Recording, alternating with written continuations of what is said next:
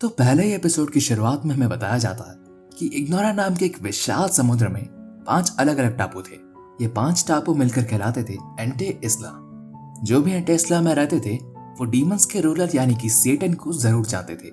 सेटन का सिर्फ एक ही मकसद था, सारे इंसानों को खत्म कर डीमंस के लिए एक नई दुनिया बनाना। उसके 4 ऐसे जनरल्स थे जिन पर वो बहुत विश्वास करता था।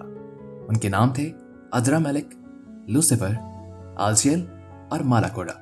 सेटन के ऑर्डर्स पर सेंट्रल कॉन्टिनेंट से उन 4 जनरल्स ने उन चारों अलग अलग कॉन्टिनेंट्स पर हमला कर दिया। इसके बाद सीधा हमें कुछ सीन्स दिखाए जाते हैं जिनमें इंसान बहुत बुरी तरह से हार रहे हैं। लेकिन फिर एक ऐसे हीरो ने तलवार उठाई जिसने लूसिफर की आर्मी को झटके में खत्म कर दिया। देखते ही देखते अद्रामेलेक और साथ ही मालाकोडा की आर्मी भी खत्म कर दी गई। जिसके बाद हीरो ने अपनी सेना के साथ सेंट्रल कॉन्टिनेंट पर हमला शुरू कर दिया। हीरो और उसके साथी डीमन लॉर्ड के कैसल पर पहुंच चुके होते हैं। जिसके बाद हम देखते हैं सेटन और हीरो के बीच में एक बहुत ही तगड़ी लड़ाई। हीरो के साथी मैजिक के इस्तेमाल से डीमन लॉर्ड को रोक देते हैं। मौका देखकर हीरो सेटन पर वार करने की कोशिश करता है, लेकिन सेटन तुरंत जवाबी हमला देते हुए हीरो के कवच के हिस्से को तोड़ देता है। इसी दौरान आल्सियल वापस आता है और ये सब देखकर आग बबूला होकर हीरोज और उनके दोस्तों को दूर धकेल देता है। जिसके बाद वो कहता है कि इंसानों की सेना उनके लोगों को खत्म करती जा रही है और अगर ऐसा ही चलता रहा तो कुछ ही देर में ये महल तबाह हो जाएगा। आल्सियल सुझाव देता है कि उन्हें फिलहाल पीछे हट जाना चाहिए। इससे पहले कि आल्सियल अपनी बात खत्म करता, हीरो डीमन लॉर्ड पर वापस हमला करता है। हीरो और सेटन एक दूसरे से आंखें मिलाते हैं और पलक झपकते ही सेटन महल की दीवार तोड़कर हवा में उड़ जाता है और सबसे कहता है कि वो सिर्फ अभी के लिए एंटे इस्ला को छोड़कर जा रहा है, लेकिन वो वापस जरूर आएगा सभी इंसानों को खत्म करने। इतना कहकर वो एक पोर्टल में आल्सियल के साथ गायब हो जाता है। और ऑफ कोर्स ये देखकर इंसानों की सेना खुशी से चिल्लाने लगती है।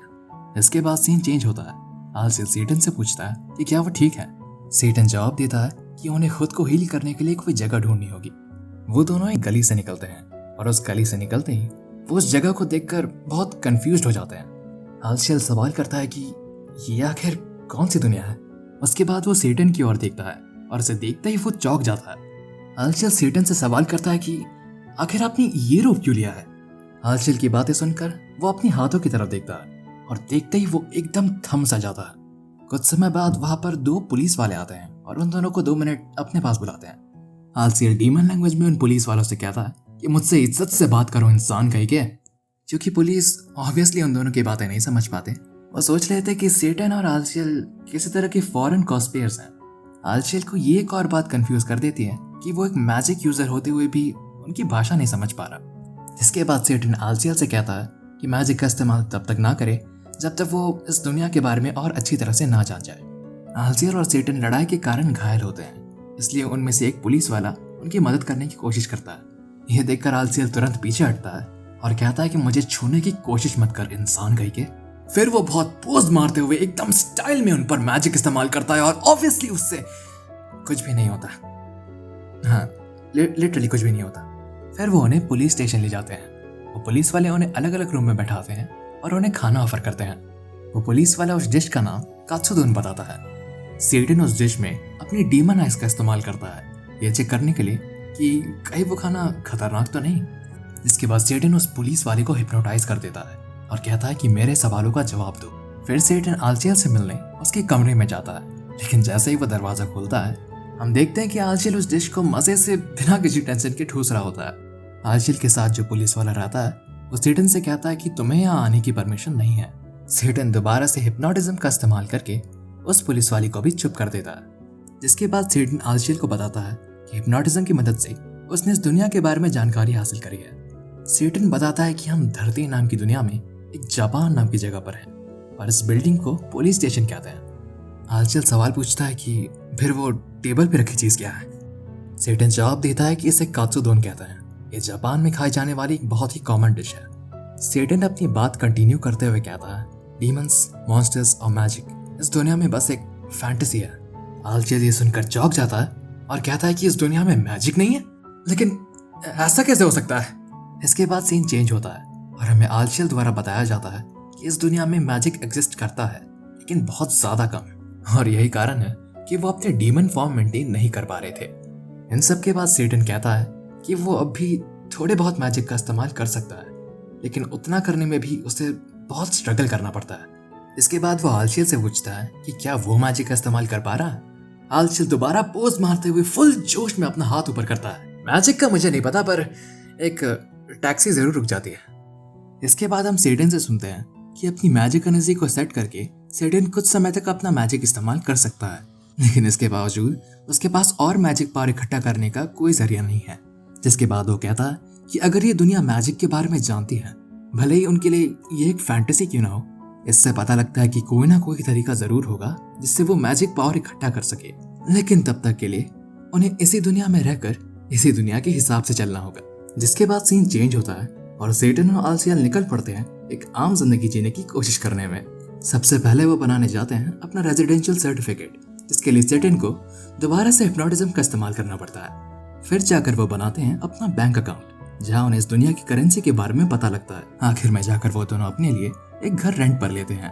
सीन दोबारा चेंज होता है और हमें उनके रेंट का घर दिखाया जाता है। वो एक छोटा सा अपार्टमेंट निकलता है जिसमें 6 रूम्स होते हैं। आलशियल कहता है कि चलो कम से कम हमें 6 रूम्स तो मिल रहे हैं, लेकिन जब वो ऊपर जाते हैं तब उन्हें पता लगता है कि उन्हें सिर्फ एक ही रूम रेंट पे दिया जा रहा है। अंत में वो मिलते हैं वहाँ की लैंडलॉर्ड से, जो कि अपना नाम मिकी शीबा बताती है। इन सब के बाद रात के समय में जब आलशियल और सेटन कुछ डिस्कस कर रहे होते हैं, सेटन अचानक से बेहोश हो जाता है। इसके बाद सीधा सीन चेंज होता है हॉस्पिटल में, जहाँ हमें पता चलता है कि सेटन की कुछ ना खाने के कारण वो कमजोरी से बेहोश हो गया था। इसके बाद सेटन हॉस्पिटल की फीस से परेशान होकर कहता है कि उसे रियलाइज नहीं हुआ कि अब उसकी बॉडी को खाना भी चाहिए। सीन दोबारा से चेंज होता है और हम देखते हैं कि आलशियल और सेटन किसी तरह का रेज्यूमे भर रहे हैं।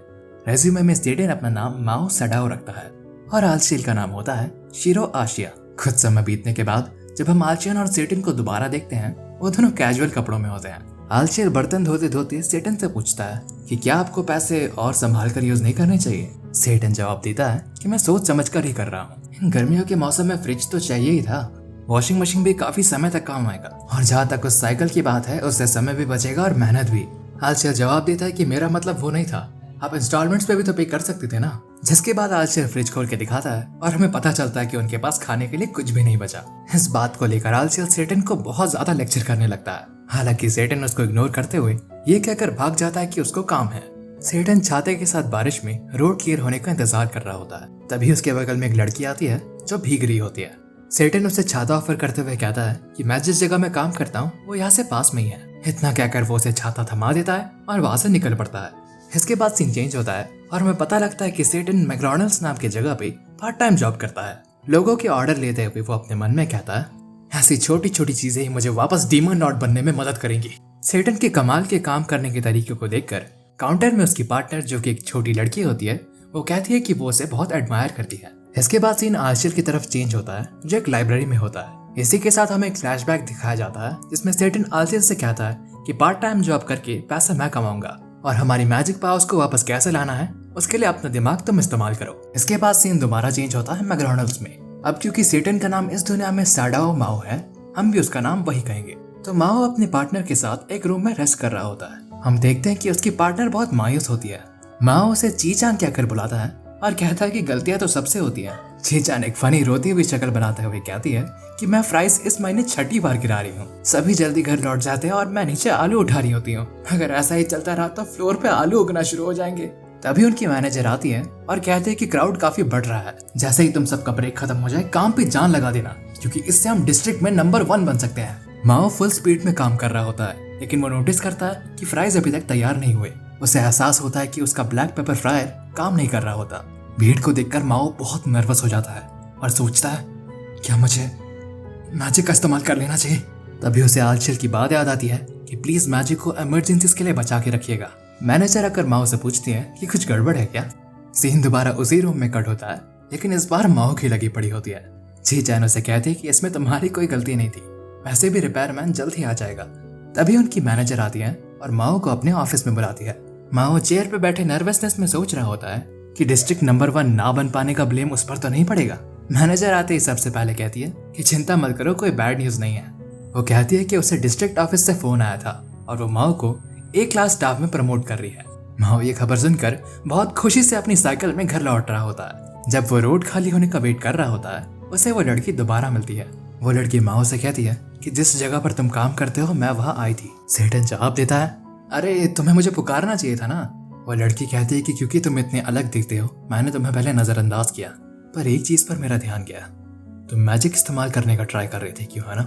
जिसके बाद वो लड़की कहती है तुम आखिर यहाँ पर क्यों? डीमन लॉर्ड सेटन। माओ भी उस लड़की को पहचान लेता है और कहता है एक मिनट, हीरो अमीलिया। पहले हमें एपिसोड 1 का सीन दोबारा दिखाया जाता है। इसमें सेटन पोर्टल बनाकर गायब हो जाता है। इसके बाद सीन हीरो और उसके दोस्तों की तरफ शिफ्ट होता है। उनमें से एक हीरो से पूछता है कि हमें अब क्या करना चाहिए। हीरो जवाब देती है कि हम उनको फॉलो करेंगे। अब मुझे आप लोग का नहीं पता, बट मुझे शुरुआत से इसके आर्मर के कारण यही लगता था कि ये हीरो पक्का कोई आदमी होगा, पर जब वो अपना हेलमेट उतारती है तो उसके लंबे बाल सामने आते हैं। तब हमें पता लगता है कि हमारा हीरोइन निकली। हीरो अपने दोस्तों को जवाब दे दिया, मुझे फर्क नहीं पड़ता कि वो उस दुनिया के किस कोने तक भाग जाए, मैं उसे ढूंढ निकालूंगी और अपने इन्हीं हाथों से उसे खत्म करूंगी। और ये हीरो वही निकलती है इसको पिछले एपिसोड में सेटन ने अपना छाता दिया था। इसके बाद सीन चेंज होता है और वहीं से कंटिन्यू होता है जहां हमने पिछले एपिसोड में छोड़ा था।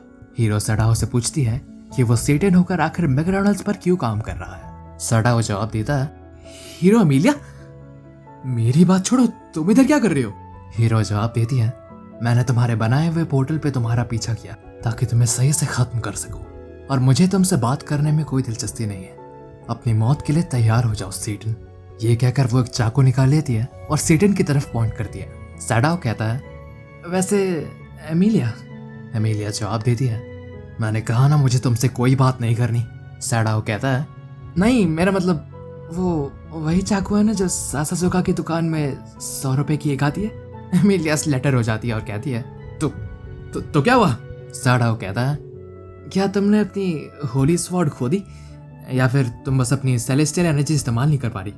एमिलिया जवाब देती है तो तुम भी अपनी मैजिक का इस्तेमाल क्या कर पा रहे हो? तुम एक ऐसे सेटन हो जो फास्ट फूड रेस्टोरेंट में पार्ट टाइम जॉब करता है, और अगर तुम्हें लगता है कि मुझे ऐसे डीमन लॉर्ड को मारने के लिए होली स्वॉर्ड की जरूरत है तो तुम बहुत गलत हो। जिसके बाद एमिलिया सडाओ पर वार करती है।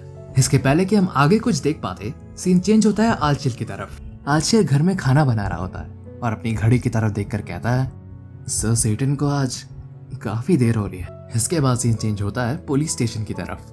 वो पुलिस वाला उन दोनों से पूछता है तो तुम दोनों सड़क के बीचों बीच आखिर क्यों झगड़ रहे थे? एमिलिया जवाब देती है इसे खत्म करने के लिए। ये सुनकर पुलिस वाला कहता है हाँ, देखो मैडम, मैं नहीं जानता आपके बॉयफ्रेंड ने क्या करा, पर आप ऐसे ही चाकू का इस्तेमाल नहीं कर सकते। एमिलिया ये सुनकर दंग रह जाती है।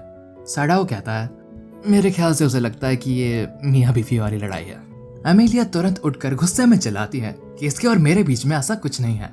वो पुलिस वाला अपनी बात पे टिका रहता है और कहता है कि आप दोनों मैच्योर हैं, अडल्ट्स हैं, इस तरह का व्यवहार शोभा नहीं देता। ब्रेकअप के मामले को लेकर आपको आराम से बैठकर बात करनी चाहिए। एमिलिया बहुत ज्यादा चिढ़ जाती है। इसके बाद सीन बदलता है और वो दोनों पुलिस स्टेशन से निकल रहे होते हैं। चलते चलते एमिलिया सडाओ से कहती है आज तुम बच गए, लेकिन ऐसा दोबारा नहीं होगा। सडाओ पूछता है क्या? एमिलिया कहती है मैंने तुम्हारा एड्रेस अच्छी तरह से याद कर लिया है। आज की रात चैन से सो जाना, क्योंकि ये तुम्हारी आखिरी रात होगी। सडाओ कहता है बाप रे, हीरो होकर ऐसी धमकियां? एमिलिया पलट कर जवाब देती है ये मैं एक पार्ट टाइमर डेविल से नहीं सुनना चाहती। सडाओ कहता है यार जो भी हो, मुझे मेरा छाता वापस करो। एमिलिया कहती है अच्छा, वो जो तुमने दिया था वो तो मैंने डस्टबिन में डाल दिया। क्या तुम्हें सच में लगता है कि मैं एक हीरो होकर डीमन लॉर्ड से लिया हुआ छाता अपने पास रखूंगी? खैर जो भी हो, अब से ध्यान रखना क्योंकि मैं तुम्हें खत्म करने वापस आऊंगी। इतना कहकर वो वहां से जाने लगती है। इसके बाद सुबह का सीन शुरू होता है और हम एक कॉल सेंटर देखते हैं जिसमें हमें पता लगता है कि हीरो अमीलिया इस दुनिया में एक कॉल सेंटर में काम करती है। एमिलिया की दोस्त उससे पूछती है हे, जो रेस्टोरेंट अभी 1 हफ्ते पहले खुला है वहाँ मेरे साथ चलना चाहोगी? एमिलिया जवाब देती है कि अभी वहाँ पर बहुत भीड़ होगी, इसलिए उसकी दोस्त कहती है तो फिर क्यों ना मैकडॉनल्ड्स में चले। और एमिलिया जवाब देती है उस जगह को छोड़कर कहीं भी। जिसके बाद वो दोनों वापस अपने अपने काम में लग जाते हैं। जिसके बाद हम देखते हैं कि एमिलिया ऑफिस से वापस घर जा रही होती है, पर रास्ते में उसे जो भी डिस्काउंट वाला सामान दिखता है वो खरीदते जाती है। इसके बाद सीन चेंज होता है एमिलिया के घर में, जहाँ वो आराम से बैठकर खाना खाते हुए टीवी देख रही होती है। थोड़ी देर में उसे रियलाइज होता है कि वो सडाओ से कुछ अलग नहीं कर रही। वो खाने के बीच में उठकर चिल्लाती है कि अगर ऐसा ही चलता रहा तो उसमें और सडाओ में क्या ही फर्क रह गया।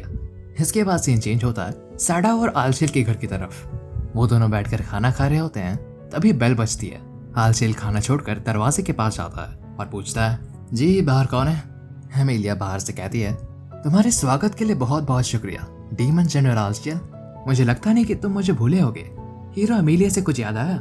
आल्शियल ही सुनकर चौंक जाता है और एमिलिया बाहर से कहती है, अब जल्दी से दरवाजा खोलो और मरने के लिए तैयार हो जाओ। आल्शियल जल्दी से डोर बंद कर देता है और कहता है, ससेटन, हीरो यहाँ तक पहुंच चुकी है।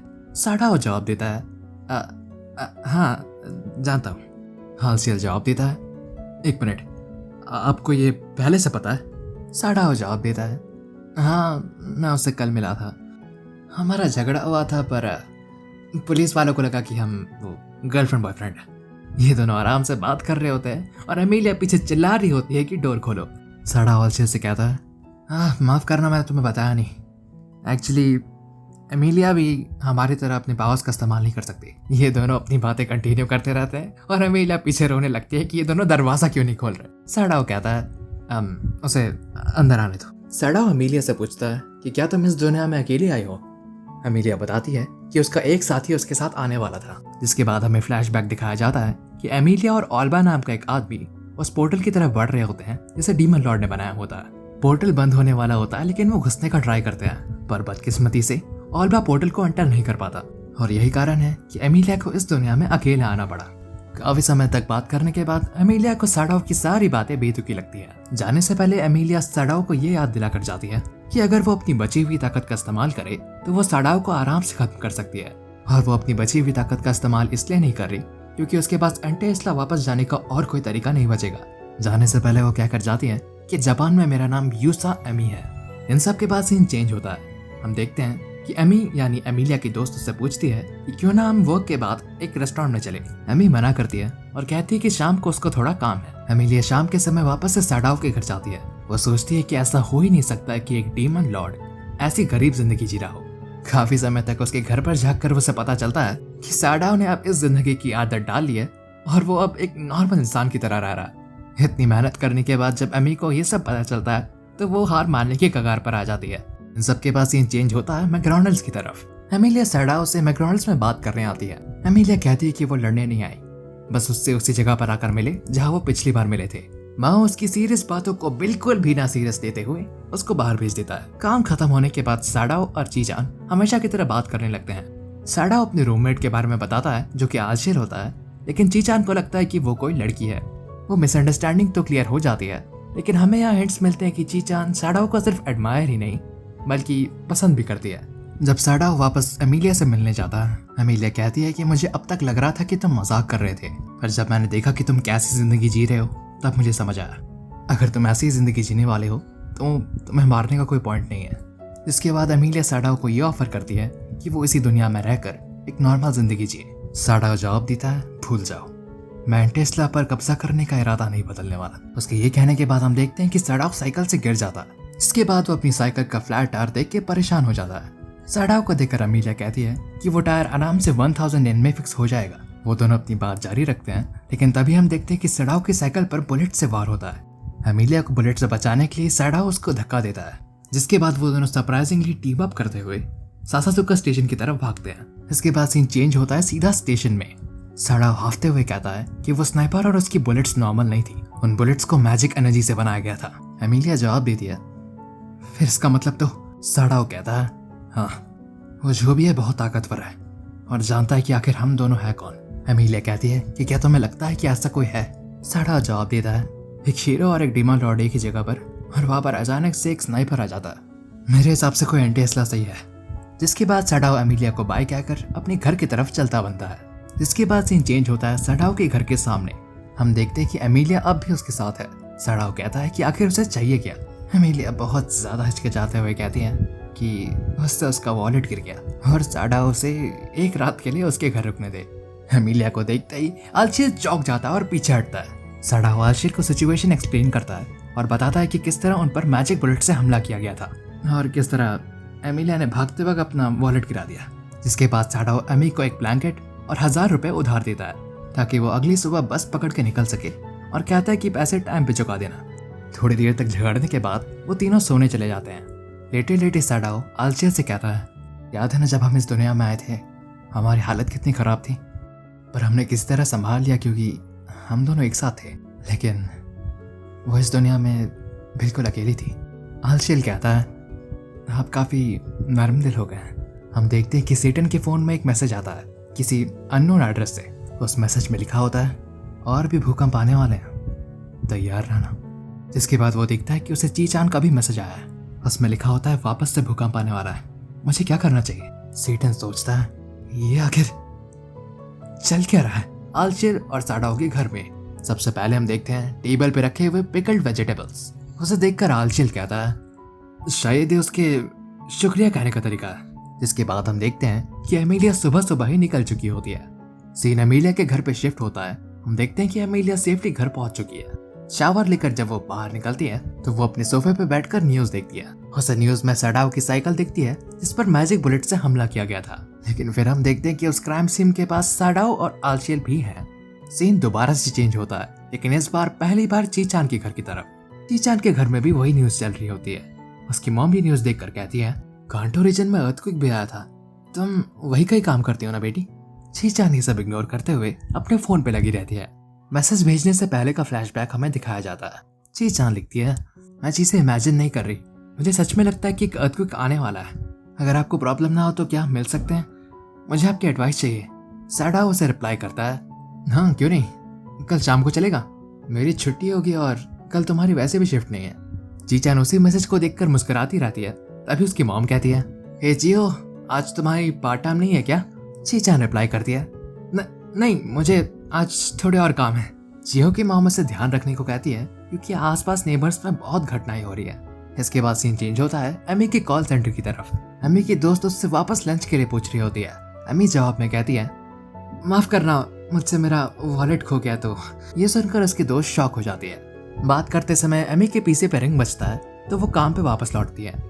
एमी अपनी यूजुअल ग्रीटिंग करती है, कॉल करने के लिए शुक्रिया, मैं हूँ एमी यूसा। कॉल करने वाला कोई वॉइस चेंजर यूज कर रहा होता है। यूसा, लगता है आप ऑलरेडी एक नॉर्मल जापानीज बन गई है, सही कहा ना।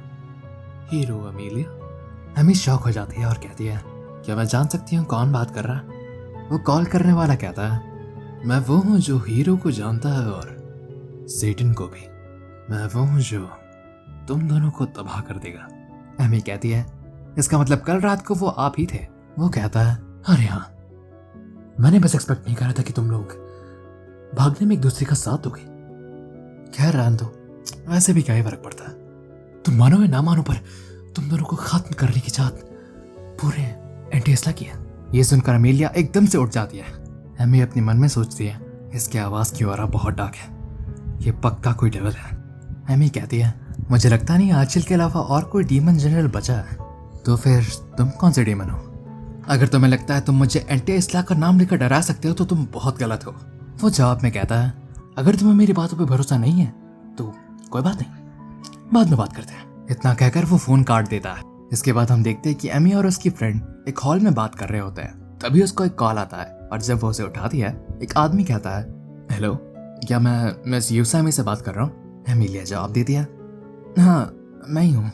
जिसके बाद वो रिप्लाई करता है, जी तो मैं योयोगी पुलिस स्टेशन से बात कर रहा हूँ। इसके बाद सीन चेंज होता है पुलिस स्टेशन की तरफ, जहाँ पर साडाओ और आलचेल होते हैं। साडाओ कहता है, किसने सोचा होगा वो हमें एक साइकिल की मदद से ढूंढ लेंगे, पुलिस काफी शातिर होती है। जिसके बाद आलचेल और साडाओ डिस्कस करते हैं कि एमिलिया ने अपनी एज ज्यादा रजिस्टर करी होगी। एमिलिया सीढ़ियों से उतर रही होती है, तभी उसे उन दोनों की रैंडम बातें सुनाई देती है।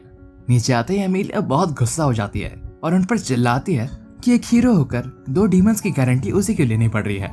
जिसका साडाओ रिप्लाई करता है, मेरे दिमाग में बस कोई और नहीं आ रहा था, वैसे भी हमने तुम्हें कल रात रुकने दिया था तो ठीक है ना। इसके बाद वो तीनों पुलिस स्टेशन से बाहर आते हैं और एमिलिया साडाओ को बताती है उस कॉल के बारे में। इसके बाद वो कहते हैं कि वो सिर्फ हीरो के नहीं बल्कि डीमन किंग के पीछे भी पड़ा है। साडाओ कहता है, ये क्या कह रहे हो? एमी जवाब देती है, खैर जो भी हो, बस ये बात याद रखना कि तुम्हें हराने वाली सिर्फ मैं होंगी। जिसके बाद वो वहां से चली जाती है। सीन दोबारा चेंज होता है चीचान के घर की तरफ। हम देखते हैं कि वो कहीं से वापस आई होती है और अपने रूम में जाकर एक ड्रेस ट्राई कर रही होती है। इसके बाद सीन चेंज होता है साडाओ और आलचेल की तरफ। आलचेल कहता है, आप मिस ससाकी से कब और कहाँ मिलेंगे और कब तक वापस आएंगे? साडाओ जवाब देता है कि हम 5 बजे मिलेंगे शिंजुकू स्टेशन पर। आलचेल कहता है, इसका मतलब अभी वक्त है, चलिए चलते हैं। साडाओ पूछता है, हाँ किधर? आलचेल सड़ाओ को एक शॉप में ले जाकर उसको अलग अलग ड्रेसेस ट्राई करवाता है, जिसके बाद वो कहता है, मैंने ऐसे इमरजेंसी के लिए एक सीक्रेट स्टैश बचा के रखा था, मैं आपको एक डेट में यूनिस्लो पहनकर नहीं जाने दे सकता। इसके बाद सीन चेंज होता है। एज प्लान्ड सड़ाओ और चीचान एक स्पॉट पर मिलते हैं। चीचान को देखकर सड़ाओ उसके हेयर स्टाइल के डिफरेंस को नोटिस करता है और ये देखकर ऑफ कोर्स चीचान अंदर से बहुत खुश होती है। सड़ाओ उसके बाद कहता है, तो हमें कहाँ चलना चाहिए? चीचान रिप्लाई करती है, पास वाले कैफे चलते हैं, वो जगह बहुत सुंदर और रिलैक्सिंग है। सड़ाओ कहता है, ठीक है चलो चलते हैं। चीचान बहुत शर्माते हुए उसे रोकती है और कहती है कि क्या वो उसका हाथ पकड़ सकती है। सड़ाओ कहता है, बस इतनी सी बात, क्यों नहीं, वैसे भी इस जगह में बहुत भीड़ भाड़ है। इसके बाद हम देखते हैं कि एमी अपने काम से वापस आ रही होती है। होता यह है कि आलचेल उन दोनों पर नजर रख रहा होता है। तभी एमी उसे देख लेती है। आलचेल को इतना सस्पिशियस एक्ट करते देख वो चेक करती है। वो देखते हैं कि चीचान और सड़ाओ एक साथ कैफे में होते हैं। एमिलिया तुरंत आलचेल को पकड़ लेती है और कहती है कि तुम उस लड़की के साथ क्या करने वाले हो। आलचेल रोते हुए कहता है, अरे मेरी बात तो सुनो। आलचेल एमी को पूरी सिचुएशन एक्सप्लेन करता है, जिसके बाद वो पूछते हैं कि क्या तुम्हें इससे कोई फायदा मिल रहा है। आलचेल कहता है, नहीं मैं बस नजर रख रहा था कि कुछ गलत ना हो। इसके बाद एमी कहती है, यार खड़े खड़े कुछ नहीं होगा, अब चलो। आलचेल पूछता है, किधर? एमी रिप्लाई करती है, कैफे में ऑफ कोर्स। फिर सीन चेंज होता है चीचान और सड़ाओ की तरफ। चीचान सड़ाओ को अपनी प्रॉब्लम एक्सप्लेन कर रही होती है कि मैकडॉनल्ड्स में काम शुरू करने के बाद से उसको बीच बीच में किसी की बातें सुनाई देती हैं। चीचान कहती है, मुझे उनकी बातें समझ आ रही थी, भले ही मैंने ऐसी लैंग्वेज कभी नहीं सुनी। सड़ाओ सोचता है, ये जरूर आइडिया लिंक है, इंसानों के एक दूसरे के दिमाग को ट्यून करना ताकि वो दूसरी दुनिया तक बातें पहुंचा सके। ऐसा करने पर एक सोनार पल्स जनरेट होती है जो कि अपने टारगेट तक पहुंचने पर एक मैजिकल एक्सप्लोजन क्रिएट करता है, जो कि इस दुनिया में आकर कोई ना कोई फेनोमेना जरूर बन जाएगा। तो हो सकता है कि वो पल्स एक अर्थक्वेक के रूप में आई हो। वो कॉफी की एक सिप लेते हुए आगे सोच रहा होता है, लेकिन तभी उसको पीछे एमी दिखती है। एमी को देखकर वो इतना शॉक हो जाता है कि वो कॉफी थूक देता है, जिसके बाद वो सोचता है, ये एमी आलचेल के साथ इधर क्या कर रही है? यार कोई बात नहीं, मैं कुछ गलत थोड़ी कर रहा हूँ। इसके बाद वो दोबारा चीचान से बात करने लगता है कि फिक्र मत करो, वो आवाजें प्रॉब्लम नहीं है, प्रॉब्लम ये है कि अगला भूकंप कैसा होगा।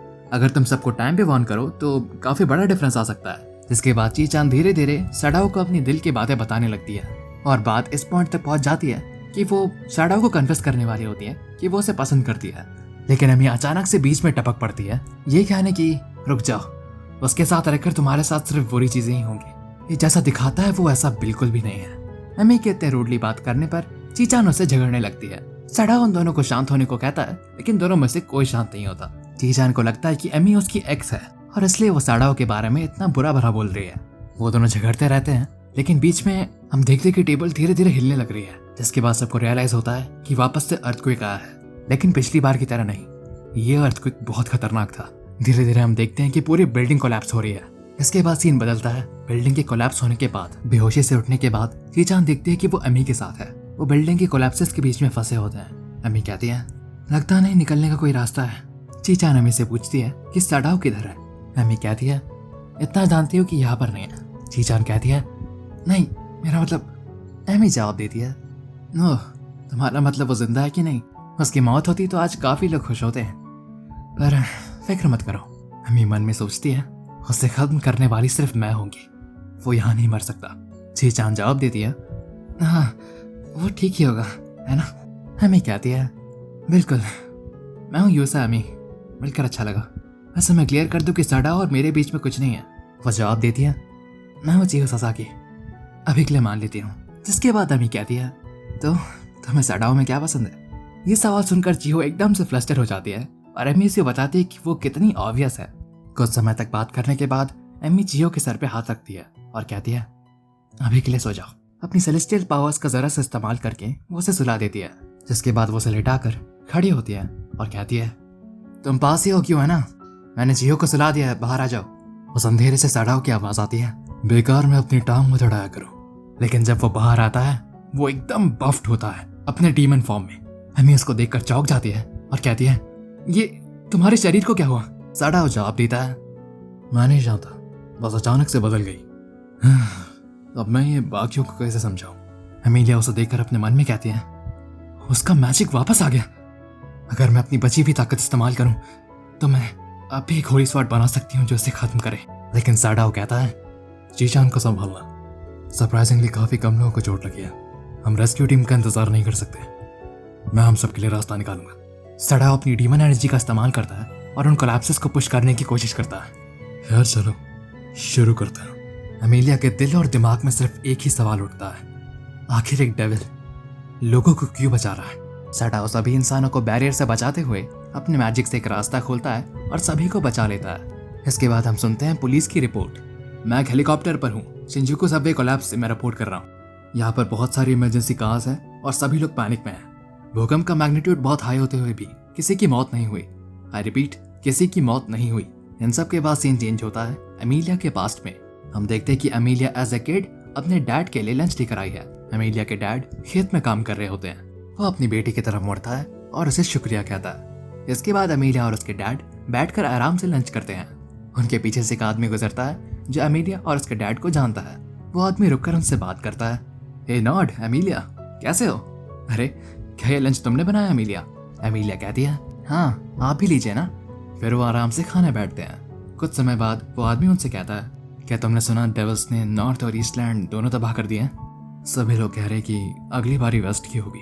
अमेलिया के डैड रिप्लाई करते हैं हमारी जमीन को ओशन चर्च और रॉयल आर्मी प्रोटेक्ट करती है, डरने की कोई बात नहीं। वो आदमी कहता है पर मुझे लगता नहीं कि हम डीमन जनरल लूसीफर से जीत पाएंगे। इसके बाद वह आदमी जाने लगता है, लेकिन अमेलिया उठकर कहती है हमें कुछ नहीं होगा, पापा कभी झूठ नहीं बोलते। इसके बाद हम देखते हैं कि होली चर्च और रॉयल आर्मी के लोग उनके घर के सामने आए होते हैं। छोटी अमेलिया उनसे पूछती है कि आप लोग हमें डीमन से बचाने आए हैं? अमेलिया तुरंत अपने डैड के पास भाग कर जाती है और कहती है कि होली चर्च से लोग हमें बचाने आए हैं। नॉर्ड उनकी तरफ देखता है, फिर अपनी बेटी को कहता है अमेलिया वो लोग तुम्हें लेने आए हैं। मैंने ये दिन देखने के लिए तुम्हें बड़ा किया। तुम एक एंजल की बेटी हो। एंटी इस्लाम एक अकेली ऐसी इंसान जो डेविल को हराने की ताकत रखती है। अमेलिया मना करती है और कहती है कि मैं आपकी बेटी हूँ। वो रिप्लाई करता है बिल्कुल, और अपनी माँ की भी जो एक एंजल थी। अमेलिया कहती है क्या आप मेरे साथ नहीं चलोगे? उसके डैड उसे गले लगाते हैं और कहते हैं वो एक दिन आएगा जब तुम मेरी इस बात को समझोगी, मुझे माफ करना। इसके बाद छोटी अमेलिया को वहां से ले जाया जाता है। अमेलिया बताती है वो आखिरी बार था जब मैंने अपने पापा को देखा। मुझे ले जाने के कुछ दिन बाद ही डीमन जनरल लूसीफर ने मेरे पूरे गांव को जलाकर राख में बदल दिया। चर्च के लोग उससे कहते हैं हार मत मानो अमेलिया, तुम्हारी माँ सबसे ताकतवर एंजल्स में से एक थी। अब ध्यान से सुनो, सीक्रेट स्वॉर्ड बेटर हाफ एक ऐसा होली वेपन है जो सिर्फ वही चला सकता है जिसमें इंसान और एंजल दोनों का खून हो। वो वही शब्द दोहराता है जो उसके पापा ने कहा था, पूरे एंटी इस्लाम में सिर्फ तुम ही एक इंसान हो जो डेविल को हराने की ताकत रखती है। छोटी अमेलिया कहती है तो मुझे तलवार का इस्तेमाल करना सिखाइए ताकि मैं उसे अपने हाथों से खत्म कर सकूं। इसके बाद हम वापस आते हैं प्रेजेंट में। सड़ा अमेलिया से पूछता है कि क्या वो ठीक है। अमेलिया जवाब देती है कि तुम्हें मेरी चिंता करने की जरूरत नहीं। हम देखते हैं कि सडाओ अपनी ह्यूमन फॉर्म पे वापस आ जाता है। हम ये भी देखते हैं कि चिहो उठ चुकी है और वह सडाओ से बात करने की कोशिश करती है, पर चिहो के कुछ बोलने से पहले ही सडाओ उसके सर पे हाथ रखता है और कहता है कि उसे ठीक देखकर उसे बहुत खुशी हुई। हम देखते हैं कि एक पुलिस वाला उन्हें आवाज लगाता है तुम तीनों, वो जगह खतरनाक है। एक मिनट, वो पुलिस वाला चिहो से पूछता है आप तो इंस्पेक्टर सासाके की बेटी है ना? चिहो हाँ कहती है। चिहो की बात को सुनकर सडाओ को पता लगता है कि उसको पहले एपिसोड में जो पुलिस वाला मिला था वही चिहो के पापा है। इन सब के बाद चिहो अपने घर लौट जाती है और सडाओ और अमेलिया डिस्कशन पे। सडाओ अमेलिया से कहता है अब कोई डाउट नहीं है, मैंने जो मैजिक उसके पापा पर यूज किया था उसी मैजिक ने चीचान पर भी इफेक्ट करा, इसलिए उसे वो आवाजें सुनाई दे रही थी। खैर फिक्र मत करो, आज और कोई हमला नहीं होगा क्योंकि वो ऑलरेडी एक बार फेल हो चुके हैं। अमेलिया कहती है क्या मतलब? सडाओ जवाब देता है जैसे ही हम दोनों आसपास आए वो भूकंप आया। मैं नहीं जानता उन्होंने सोनार पस का इस्तेमाल किया या फिर मैजिक का, पर एक चीज़ कंफर्म है कि वो जानता है कि हम दोनों कौन हैं। वो दोनों इस मैटर को डिस्कस कर ही रहे होते हैं कि तभी अमेलिया की दोस्त उसको आवाज़ लगाती है। सडाओ कहता है कि तुम्हें उससे बात कर लेनी चाहिए। इसके बाद अमेलिया अपने दोस्त के पास चली जाती है। फिर हम देखते हैं कि सडाओ के पीछे आलसिल रोता हुआ भागते हुए आ रहा होता है। वो झुककर सडाओ से माफी मांगता है और कहता है कि उसके कारण अमेलिया उसके पास आई और दुश्मन के इतना पास होते हुए भी वो पता नहीं लगा पाया। अगर इतना काफी नहीं था तो सेटन को आलचिल की जान भी बचानी पड़ी। आलचिल रोते रोते कहता है कि आखिर मैं इसकी भरपाई कैसे कर पाऊंगा। सडाओ जवाब देता है रोना बंद करो, चलो घर चलते हैं। इसके बाद सीन चेंज होता है अमेलिया की दोस्त के घर। उसकी दोस्त अमेलिया से कहती है कि माफ करना मैं तुम्हें यहाँ खींच कर ले आई। इसके बाद वो अमेलिया से पूछती है कि क्या उसको भूख लग रही है। अमेलिया जवाब देती है कि इतनी लग रही है कि वो भूख से ही मर जाए। उसकी दोस्त अमीलिया के लिए खाना प्रिपेयर करती है और उसके पास ले जाती है। सीन कुछ देर के लिए सैडाओ और आलचिल की तरफ शिफ्ट होता है। आलचिल रास्ते में भी रोते रोते कह रहा होता है कि सर सेटन मुझे माफ कर दीजिए। इसके बाद उन दोनों को दोबारा से 2 पुलिस वाले रोकते हैं और कहते हैं कि क्या मैं तुमसे बात कर सकता हूँ। सीन दोबारा शिफ्ट होता है एमी और उसकी दोस्त की तरफ। हम देखते हैं कि एमी के दोस्त को उसकी मॉम से कॉल आता है। वो अपनी मॉम को रिएश्योर करती है कि भले ही उसकी वर्क प्लेस अर्थक्वेक के पास थी, उसको कुछ भी नहीं हुआ और वो बिल्कुल ठीक है। फोन रखने के बाद वो अमीलिया को बताती है कि वो कोबे से है। वो कोबे में हुए अर्थक्वेक के बारे में बताती है और कहती है कि अमीलिया पहली है जिसने ये सब सुनकर इनसेंसिटिव क्वेश्चंस नहीं पूछे। उसके बाद ये सुनकर अमीलिया अपने पास्ट के बारे में सोचती है। फिर अचानक से हम आकर देखते हैं कि एमी की दोस्त उसे हक करती है। फिर वो कहती है ऐसे बहुत सारे लोग हैं जो सिर्फ अपने बारे में सोचते हैं और ऐसे लोग भी जो सिर्फ दूसरों के बारे में सोचते हैं, भले ही उनके साथ क्या कुछ न हो जाए। इसलिए मेरे दिमाग में आया कि इंसान चाहे तो एक डेविल भी बन सकता है और एक एंजल भी, अच्छा भी और बुरा भी। उसकी बात सुनकर एमी थोड़ा सोचने लगती है। इसके बाद हम अगली सुबह का सीन देखते हैं। एमी वापस से सैडाओ के घर आई होती है, लेकिन इस बार 1000 येन वापस करने। कल के हादसे के बाद वो पूछती है कि आलचिल कैसा है। सैडाओ जवाब देता है वेल उसे कोई चोट नहीं आई है, बस उसकी मेंटल हेल्थ का नहीं पता। वो पूरी रात रो रहा था कि वो अपनी किंग की कोई मदद नहीं कर पाया और ब्ला ब्ला, और इसलिए वो अभी सुबह को सो रहा है। वैसे अगर तुम्हारा काम हो गया हो तो चलो निकलो। एमिलिया जवाब देती है कि उसे बताने की जरूरत नहीं, वो वैसे भी जा ही रही थी। क्योंकि एमी ने हील्स पहन रखी होती है, वो सीढ़ियों से उतरते उतरते गिर जाती है और उसके गिरने पर इतनी ज्यादा आवाज आती है कि आलचिल तक उठ जाता है। उस आवाज से उठकर आलचिल कहता है क्या हुआ, कोई हमला कर रहा है क्या? एमी की चोटों को देखकर आलचिल कहता है जिस हीरो ने सेटन तक को ऑलमोस्ट मार ही दिया था, वो सीढ़ियों से गिरने से ज्यादा चोट खा रही है, अब क्या ही कहूँ मैं। फिर आलचिल मेडकिट चेक करने के बाद कहता है कि उनके पास गॉज और बैंडेजेस नहीं है। सैडाओ आलचिल को अपनी साइकिल लेने देता है और मेडिसिन लाने को बोलता है। इसके बाद हम देखते हैं कि सैडाओ अमीलिया के घाव को डिसइंफेक्ट करने की कोशिश करता है, पर अमीलिया उस पर वही बॉटल फेंक कर मारती है। सैडाओ कहता है अब ये क्यों किया? अमीलिया उस पर चिल्लाती है कि तुम क्या कर रहे हो। वो सवाल करती है कि अगर वो डेविल किंग है तो वो इस दुनिया में हर पॉसिबल क्राइम क्यों नहीं कर रहा। वो गरीब है, अपना खाना खुद बनाता है, ईमानदारी से काम करता है और सब उसकी रिस्पेक्ट करते हैं। वो चिल्लाती है कि तुम किस एंगल से डेविल किंग हो। सैडाओ जवाब देता है वेल मैं भी ऐसे हीरो के बारे में पहली बार सुन रहा हूँ जो सीढ़ियों से गिरकर चोट खाती है, रोने लगती है और फिर डीमंस उसे ठीक करते हैं। अमीलिया शांत होकर पूछती है तो तुम मुझसे इतना अच्छा बर्ताव क्यों करते हो? क्यों तुम मुझसे, यहाँ के लोगों से, इस दुनिया से इतना अच्छा पेश आते हो? अमीलिया रोने लगती है और सवाल करती है कि अगर वो इतना ही अच्छा है तो उसने उसके पिता की जान क्यों ली। सैडाओ उसकी बातें सुनकर कुछ नहीं कह पाता, पर अमीलिया कहती है जिस सेटन को मैं जानती हूँ उसे खून और आंसू बहाने में सबसे ज्यादा मजा आता है। तुमने हमारे खेत को जलाकर राख कर दिया, गांव को पानी से बहा दिया। अपनी आंखों में दर्द और नफरत लेकर वो कहती है कि उसने उसकी जिंदगी से हर एक खुशी छीन ली। सैडाओ उठकर कहता है उस समय मैंने इस बारे में ज्यादा कुछ सोचा नहीं था और ना ही तब मैं इंसानों को समझता था, माफ करना। इसी बीच हम देखते हैं कि जिहो आलचिल के साथ वापस आ जाती है। उन दोनों को एक ही रूम में देखकर उसको बहुत बड़ी मिसअंडरस्टैंडिंग हो जाती है और वो वहां से भाग जाती है। इसके बाद वहाँ लैंड ओनर मिकी शिबा आती है। वो इन्फॉर्म करने आती है कि वो घर पे थोड़ा रिपेयर्स करा रही है। जिसके बाद वो कहती है अब तक तो तुम्हें आइडिया हो ही गया होगा कि ये कोई कोइंसिडेंस नहीं है कि उस लड़की पर एक डायरेक्ट सोनार हिट हुआ और उससे उसको आइडिया लिंक का ट्रांसमिशन मिला। जिसके बाद वो जाने लगती है और कहती है तुम्हें निकलना चाहिए इससे पहले कि बहुत देर हो जाए। जिसके बाद उन्हें वापस से एक हल्का सा भूकंप महसूस होता है। जिसके बाद हम देखते हैं कि अमीलिया के दोस्त गेट नाम के मैजिक से अर्थ की तरफ बढ़ रहे होते हैं। सीन दोबारा चेंज होता है और हम देखते हैं जिहो को। वो रोते रोते रोड पे चल रही होती है, तभी वो किसी से टकराती है। जिहो उस बंदे को सॉरी कहती है, लेकिन वो बंदा कहता है मुझे बस लगा था पर मैं सही निकला। मेरे पिछले फेलियर के बाद से ही मैं तुम पर नजर रख रहा हूँ, पर कैसे लगा था ये इतना आसान होगा।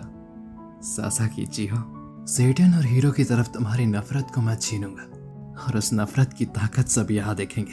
पीछे से एक बंदा आता है और उसे हटने को कहता है, पर उसके बाद वो बंदा डर कर चिल्लाने लगता है। उस बंदे के काले पंख निकाल आते हैं। जिसके बाद वो कहता है वो समय आ गया है जब मैं सेटन को जबास करूंगा।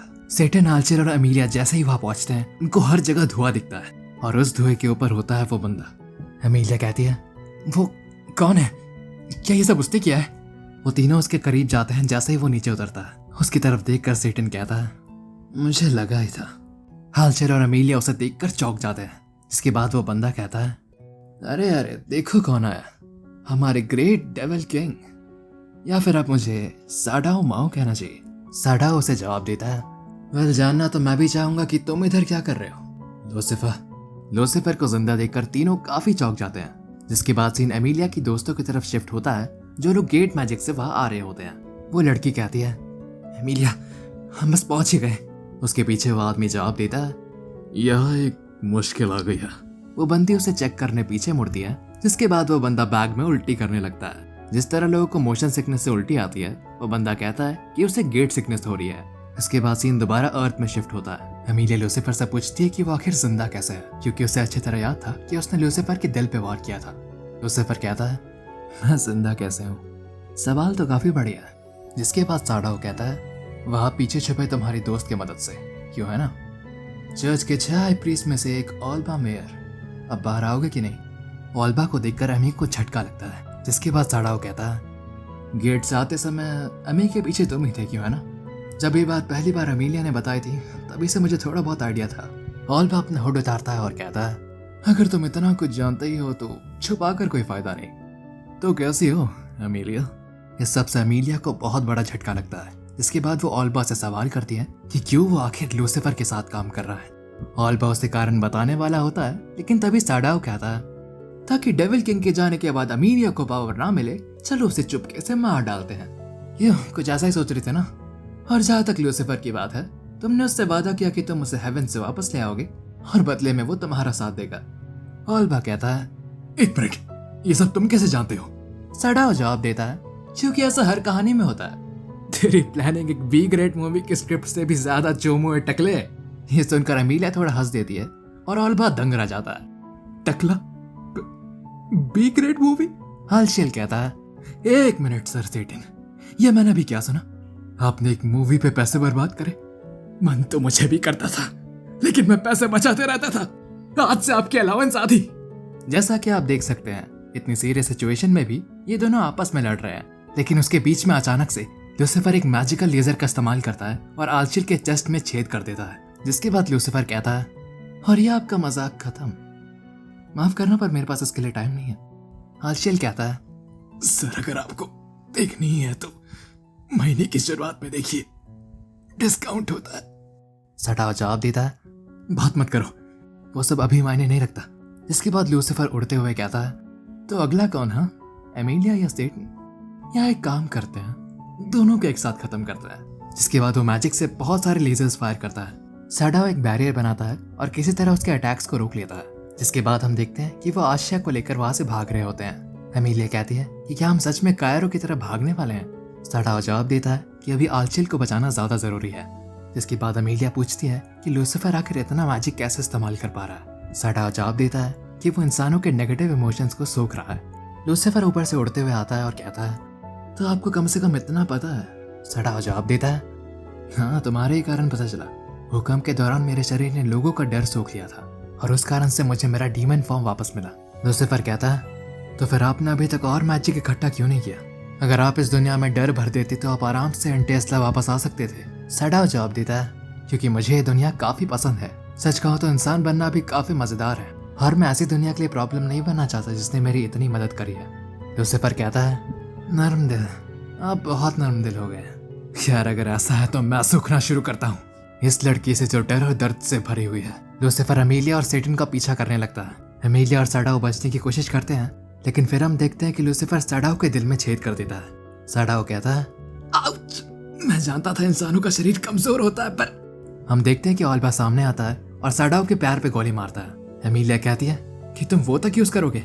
ऑल्बा जवाब देता है, हाँ, क्योंकि मुझे एंटेस्ला वापस जाने के लिए भी मैजिक बचाना है। जिसके बाद हम देखते हैं कि साडाओ अमी का हाथ पकड़ता है और टेलीपोर्ट हो जाता है। एमिलिया आसपास की जगह को देखती है और कहती है, ये तो कोशोकाइडो रोड है, तुमने इतनी पास क्यों टेलीपोर्ट किया? अब ये मत कहना कि तुम्हें एम्बुलेंस चाहिए। साडाओ जवाब देता है कि ऑफ कोर्स नहीं। लूसीफर तुरंत वहां भी पहुंच जाता है और कहता है, आप मुझसे नहीं भाग सकते सर सेटन। इसके बाद वो दोबारा से साडाओ पर हमला करता है, लेकिन इस बार उसके शरीर में बहुत बड़ा होल हो जाता है। लूसीफर कहता है, वेल, क्योंकि अब सेटन नहीं रहा, मुझे इस लड़की की जरूरत नहीं। जिसके बाद वो चीहू को नीचे फेंक देता है। चीहू को बचाने एमिलिया बहुत बड़ी छलांग लगाती है, लेकिन नीचे लैंड करते वक्त एमिलिया के पैर पे बहुत चोट लग जाती है। इसके बाद लूसीफर हवा में बहुत ऊंचा उड़ जाता है और वहाँ एक बहुत बड़ा मैजिक स्पेल कास्ट करता है ताकि वो आसपास के सारे लोगों को खत्म कर सके। उस हमले से एक पूरा ब्रिज टूट जाता है जो कि एमिलिया और उन लोगों पर गिरने वाला होता है। लेकिन हम देखते हैं कि लूसीफर को कुछ ठीक नहीं लग रहा होता। धुआं हटने के बाद पता चलता है कि वो सारी चीजें एकदम रुक सी गई हैं। एमिलिया के पीछे से सडाओ की आवाज आती है। जैसा मैंने कहा था, बिल्कुल एक बी ग्रेड मूवी की तरह, एकदम प्रेडिक्टेबल। शुक्रिया लूसीफर, तुम्हारे कारण मुझे मेरा ये रूप वापस मिल गया। जिसके बाद हम देखते हैं कि चियो को होश आता है। वो पूछती है कि क्या वो सडाओ है। जिसके बाद एमिलिया अपने मन में कहती है, अब मैं समझी, वो हमें इस भीड़ में इसलिए लाया ताकि वो लोगों का डर सूख सके। सेटन अमी को पुकारता है और कहता है, जल्दी से उनके बारे में कुछ करो। जैसा कि तुम देख सकती हो, मैं ज्यादा देर तक नहीं संभाल पाऊंगा। एमिलिया उठती है और कहती है कि बस थोड़ी देर और संभाल लो, ऐसा मैं खत्म करती हूँ। जिसके बाद वो चियो के ऊपर एक बैरियर बनाती है और उससे कहती है, मैं वजह नहीं जानती पर मैं चाहती हूँ कि तुम हमारे बारे में जानो। जिसके बाद एमिलिया एक स्पेल कास्ट करती है और अपनी सेलेस्टियल फोर्स को गैदर करती है। वो अपने सेलेस्टियल फॉर्म में आ जाती है और उसे एक होली स्वॉर्ड मिल जाती है। इसके बाद सेटन अपना मैजिक इस्तेमाल करता है और आसपास के सारे लोगों को बेहोश कर देता है। साथ ही वो एक मैजिकल बैरियर बना देता है ताकि एमिलिया बिना होल्ड बैक किए लड़ सके। एमिलिया लूसीफर से लड़ने आगे बढ़ती है, लेकिन वो उसके सारे अटैक्स ब्लॉक कर देता है और एक एक्सप्लोजन क्रिएट करता है जिसमें एमिलिया फंस जाती है। लूसीफर हंसने लगता है और कहता है कि बिना अपनी सेलेस्टियल फोर्स को रिकवर करे वो उससे कैसे लड़ेगी। जिसके बाद हम देखते हैं कि आल्शियल की एंट्री होती है। वो कहता है कि सेटन ने उसे मैजिक एनर्जी दे दी थी जिससे वो रिकवर हो गया। लूसीफर ऑल्बा पर चिल्लाता है कि वो कुछ कर क्यों नहीं रहा। ऑल्बा जवाब देता है कि उसके पास सेलेस्टियल फोर्स इकट्ठा करने का कोई तरीका नहीं है और अगर वो अपनी बची हुई एनर्जी यूज करता है तो वो एंटी एस्ला वापस नहीं जा पाएगा। लूसीफर उस पर दोबारा चिल्लाता है कि अगर हार गए तो वैसे भी नहीं लौट पाएंगे। जिसके बाद वो चारों ही लड़ना शुरू कर देते हैं। लूसीफर उन पर दोबारा मैजिकल लेजर से हमला करता है, पर आल्शियल उसके सारे हमले ब्लॉक कर देता है और एमिलिया उस पर हमला करती है। इसके बाद आल्शियल मैजिक का इस्तेमाल करता है और आसपास की सारी गाड़ियों को ऑल्बा के ऊपर फेंकता है। ऑल्बा एमिलिया से कहता है, क्या तुम सच में एक डेविल का साथ देना चाहती हो? जिसके बदले में आल्शियर और एमिलिया दोनों चिल्लाते हैं कि हम तुमसे नहीं सुनना चाहते। सेटन अपने मैजिक से उस ब्रिज को आराम से नीचे लाता है और कहता है, अब चलो उसे जल्दी से खत्म करते हैं क्योंकि काम के लिए देरी हो जाएगी। वो चियो से कहता है, वैसे भी आज मैंने वादा करा था कि मैं तुम्हें आइसक्रीम मशीन चलाना सिखाऊंगा, क्यों है ना? चियो हल्का सा ब्लश कर जाती है। इसके बाद सेटन उड़ने लगता है और कहता है, और जहां तक तुम लोगों की बात है, काफी हिम्मत वाले हो डेविल्स के रूलर पर इस तरह हमला करने के लिए। आखिर कैसी मौत दूं तुम लोगों को? सेटन अचानक से लूसीफर के सामने आ जाता है और कहता है, क्योंकि तुम एक डीमन जनरल हो, उम्मीद करता हूँ अपनी सजा एक मर्द की तरह भुगतोगे। जिसके बाद सेटन हजारों मैजिक सर्कल्स बनाता है और उसके आगे आप जानते ही हैं। इसके बाद सीन चेंज होता है और हम लूसीफर का सूझा हुआ चेहरा देखते हैं। जियो उन सबसे सवाल करती है कि तुम लोग आखिर क्या हो? जवाब में सडाओ कहता है कि मैं एक्चुअली दूसरी दुनिया में डेविल किंग हूँ और एमिलिया कहती है, मैं इंसान ही हूँ पर आधी एंजल। जिसके बाद एमिलिया कहती है, वेल किसने सोचा होगा कि एक ऐसा डेविल किंग भी है जो रेस्टोरेंट में पार्ट टाइम जॉब करता है। सडाओ कहता है, तुम खुद एक कॉल सेंटर में काम करते हो, मुझे क्या कह रही हो? जिसके बाद वो आपस में लड़ना शुरू हो जाते हैं। जिसके बाद हम देखते हैं कि एमिलिया के दोस्त पोर्टल से वहां पहुंच जाते हैं। वो उन्हें बताते हैं कि इसमें सिर्फ ऑल्बा नहीं बल्कि पूरा चर्च शामिल था। आल्बर्ट उनसे पूछता है कि क्या डेविल किंग को अकेला छोड़ना सही होगा। एमिलिया जवाब देती है कि फिलहाल उन्हें डेविल के कैसल में रुकना है। वो दोनों डेविल के घर को देखते हैं और हाँ, जिसके बाद सीन सेटन की तरफ चेंज होता है। हम देखते हैं कि सेटन अपने मैजिक से सब कुछ पहले जैसा कर देता है। इसके बाद सीन चेंज होता है और एल्बर्ट और एमेराडा जाने के लिए तैयार होते हैं। एल्बर्ट कहता है, किसी एक की भी मौत नहीं हुई और सब कुछ पहले जैसा हो गया। एमेराडा कहती है, वेल बात तो चौंका देने वाली है। जिसके बाद एल्बर्ट सवाल करता है, क्या वो सच में डेविल किंग है? इन सब के बाद सीन चेंज होता है मैकडॉनल्ड्स में। जियो सडाओ से सवाल करती है कि क्या वो वापस चला जाएगा। सडाओ जवाब देता है, नहीं मैं नहीं जा रहा। सच कहूँ तो मैं जा भी नहीं सकता। मैंने शहर को ठीक करने के लिए काफी ज्यादा मैजिक इस्तेमाल कर दिया था, पर मेरे पास अब भी थोड़ा बचा हुआ है। अगर तुम चाहो तो मैं तुम्हारी बुरी यादें मिटा सकता हूँ। ये सुनकर जियो गुस्से में अपना मुंह फुला लेती है और सडाओ को पागल बोलती है। सडाओ एकदम बेरहमी से कहता है, आग के लपटों के सामने बेबस होना कैसा लगता है? मैं तुम्हारी हड्डियां चबा जाऊंगा। चलो इस दावत को शुरू करते हैं। लेकिन फिर हमें पता चलता है कि सडाओ किसी को धमका नहीं रहा बल्कि रेस्टोरेंट में अपने खाने से बात कर रहा है। अल्शियल सडाओ को धीरे बोलने को कहता है ताकि लोग डिस्टर्ब ना हो। जिसके बाद सीन चेंज होता है और हमें पता लगता है कि लूसीफर भी अब इन दोनों के साथ रहने लगा है और इसे कंप्यूटर चलाना बहुत अच्छी तरह से आता है। अल्शियल कहता है कि वो हमारे बजट की बैंड बजा रहा है, हमें कुछ करना चाहिए सर। इसके बाद सीन शिफ्ट होता है और हमें एंटी एस्ला में काउंसिल मीटिंग दिखाई जाती है जहाँ फादर रॉबर्टियो एक लड़की से पूछते हैं, क्या तुमने कहा ऑल्बा गायब हो गया? और फिर उसके सामने रूप में खड़ी लड़की जवाब देती है, हाँ। और ऐसा लगता है कि हीरो अमीलिया अब भी दूसरी दुनिया में जिंदा है। और बस इतना ही नहीं, शायद से डेविल भी वहीं पर है। फादर कहता है, एक मिनट, क्या डेविल अब भी जिंदा है? ऑल्बा ने तो बताया था कि डेविल कैसल की भयानक लड़ाई में वो बेटर हाफ के साथ ही नष्ट हो गया था। वो लड़की जवाब देती है, एक सीधा झूठ। मेरा मानना है कि एमेराल्डा और आल्बर्ट को पकड़ने के पीछे ऑल्बा का भी हाथ था। हमने कंफर्म कर लिया है कि वो दोनों होली सेंट एम्पायर में वापस आ चुके हैं और वो लोगों को अमीलिया के जीवित होने और ऑल्बा के धोखा देने के बारे में बता रहे हैं। इसे सुनकर फादर चौंक जाते हैं और कहते हैं, धोखा? एक हाई प्रीस्ट ने धोखा दिया? उनके साथी उन्हें शांत करने की कोशिश करते हैं। उसके साथी कहते हैं, एकदम से ऐसे चौंकाने वाले रिपोर्ट्स यहाँ मत दिया करो। वो लड़की कहती है, पर ये सच है। फादर कहते हैं, हम इसे नजरअंदाज नहीं कर सकते। क्या प्रभाव पड़ेगा अगर सेंट आयर की कोर्ट ने अमीलिया को जीवित मान लिया? चर्च के अमीलिया की मौत घोषित करने के कारण ये उसका एकदम उल्टा हुआ। जिसके बाद वो लड़की पूछती है, तो अब हम क्या करेंगे फादर? स्वीकार करें कि हाई प्रीस्ट ने हमें धोखा दिया, या तीनों एमेराल्डा, आल्बर्ट और अमीलिया को खत्म कर दे? इसके बाद सीन चेंज होता है और हम देखते हैं कि आल्चेल और माओ घर वापस आ चुके होते हैं। लूसीफर कहता है कि उसे बहुत भूख लगी है। आल्चेल जवाब देता है कि सर का सही तरह से स्वागत करो, उनकी दया के बिना तुम अभी बेघर होते। सैडाओ कहता है, फिक्र मत करो, हम तुम्हारे लिए प्रेजेंट लाए हैं। जिसका लूसीफर जवाब देता है, क्या तुम लोग बाहर खाने गए थे और मुझे एक घटिया सा पोक बाउल खाने को मिलेगा? ये सुनकर आल्चेल कहता है, हमने तुम्हारे लिए कंप्यूटर और इंटरनेट का इंतजाम किया है, तुम्हें पता भी है ये कितना महंगा है? लूसीफर कहता है, हाँ, पर मैं कंप्यूटर को खा नहीं सकता। जिसके बाद आल्चेल कहता है, हाँ तो चुपचाप अपना काम करो और सर सेटन के लिए मैजिक इकट्ठा करने का तरीका ढूंढो, और अगर तुम कामयाब रहे तो शायद हम अगली बार तुम्हें लार्ज पोक बोल या शायद जंबो लाए। इसके बाद सैडाओ लूसीफर से पूछता है, क्या तुम सच में इस कंप्यूटर वाली चीजों में अच्छे हो? मुझे तो उसमें कुछ भी समझ नहीं आता। लूसीफर जवाब देता है, अगर तुम्हें यकीन नहीं होता तो मैं तुम्हें दिखाता हूँ कि मैं इससे क्या क्या कर सकता हूँ। इसके बाद सीन चेंज होता है जहाँ अमीलिया कॉल सेंटर में काम कर रही होती है। वो मन ही मन में कहती है, हाँ, बस मेरी शिफ्ट खत्म होने ही वाली है। जिसके बाद वो कॉल उठाती है और कहती है, हेलो, डोकोडेमो कस्टमर सर्विस सेंटर में कॉल करने के लिए आपका शुक्रिया, मैं आपकी क्या मदद? उसकी बात खत्म करने से पहले सैडाओ कहता है, अरे ये तो काम कर गया, तुम तो सच में बहुत अच्छे हो। हे अमी, क्या तुम हमें सुन सकती हो? एमिलिया गुस्से में जवाब देती है, मैं इस वक्त काम कर रही हूँ, तुम्हें आखिर चाहिए क्या? सैडाओ कहता है, अरे अरे गुस्सा मत हो, ये बस एक हैकिंग एक्सपेरिमेंट था। उरुशिहारा ने कहा कि उसको कंप्यूटर की जरूरत है तो मैंने अपने क्रेडिट कार्ड से उसे दिला दिया। एमिलिया गुस्से में कहती है कि मेरे पास तुम लोग के लिए बहुत सवाल है, लेकिन पहले ये बताओ कि ये उरुशिहारा कौन है? सैडाओ कहता है, अरे वो लूसीफर। एमिलिया चौंक कर पूछती है, क्या क्या मतलब लूसीफर? एक मिनट, ये मत कहना कि तुम लोग साथ में रह रहे। इससे पहले कि एमिलिया अपनी बात खत्म करती, सैडाओ कहता है, बाय, डिस्टर्ब करने के लिए सॉरी, और फिर कॉल कट कर देता है। इसके बाद सीन शिफ्ट होता है जहाँ सैडाओ अपनी जॉब में होता है। चियो सैडाओ से कहती है, तुम सच में बहुत कूल हो, तुम्हें 1 साल से कम समय में भी प्रमोशन मिल गया। सैडाओ जवाब देता है, तुम्हें सच में ऐसा लगता है?